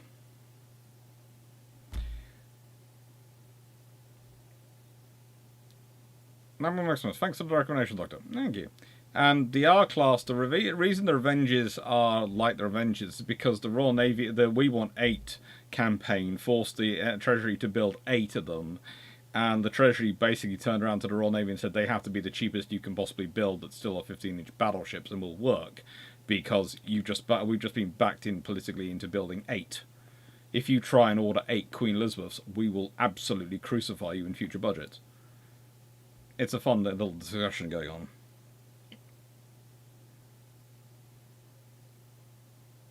Hi, Danai. Right. Take care, everyone. Thank you very much for watching, and I hope you enjoyed. Thank you for being here, and have a nice evening. That is the Warship Wiki lore, Doc. I am so not going to enjoy reading that Warship Wiki, am I? That's going to be something I'm going to do on a flight. Okay, please note I'm putting that off till the 2nd or 3rd of June. When I'm on a plane, I will be reading that. That's it. The capital ship sales in 922 heavily weakened the treaty. Oh, no, the treaty wouldn't have had that. Last post-World War shipbuilding projects to commissioned in their respective navies and no max fleet tonnage is put in place. Rather max tonnage restrictions by ship. If they're just doing that, that's fun. Guess what? Re-engine price. Yes, the Austro-Hungarian Rapid cruisers were surprisingly expensive, having about the same power as a Teganhoff. Yeah. Thanks, Jack Ray. Thank you, DG40. Thank you, Malaga. Thank you, Duke of Petchin, Jack, Dan Freeman, Just Funk, Buggate829, Alzaski. Thank you, Jack Ray. So you make the flight even less pleasant. Hey, look, I have to have something to distract me. It's not as if... Let's put it this way. These, I've got to work out how I can get headphones before I go away. Because currently, the ones my esteemed colleagues keep recommending me cost about £250 to £300 and something pounds. And I don't... Spending that much money on something that's going on my head is frankly scary. So that's the Sony ones. I do keep looking at them going, well, should I just buy them as the, the layaway option? And I'm just not sure about that. Seems a lot of money to spend on headphones. But these are sufficiently bashed up, I'm not taking them on a flight. And the insert things I have, the earpods, I don't like them. They hurt my ears. So I'm going to have to figure something out. And if I'm not going to be able to listen to music because I haven't got working headphones, then frankly, I'll be reading something. And at least that way I'll be silent in fury. Thank you, Dylan Van der Tar. Thank you, Dos Funk. Thank you, Duke of Petchington. Thank you, HMS4. Thank you, Debrook. Thank you, everyone. Blackman Maximus forced Dr. Clarke and Drac to watch all of Cancole during the flights to and from Australia. No. Take care, History Vanguard. Thank you, William Cox. Thank you, Steve Clarke. Gildy, I have JBL in there. Cheap and do a job. Thank you. I'll have a look at them. I don't like ones that go in my ear. I like them to cut my ears because if they go in my ears, they tend to cause me trouble. But we'll see. We'll see what I can find. I keep getting recommended Sony ones, and the Sony ones, they're lovely, but they are expensive. Ouch. Thank you, Alfora. Thank you, everyone, and take care.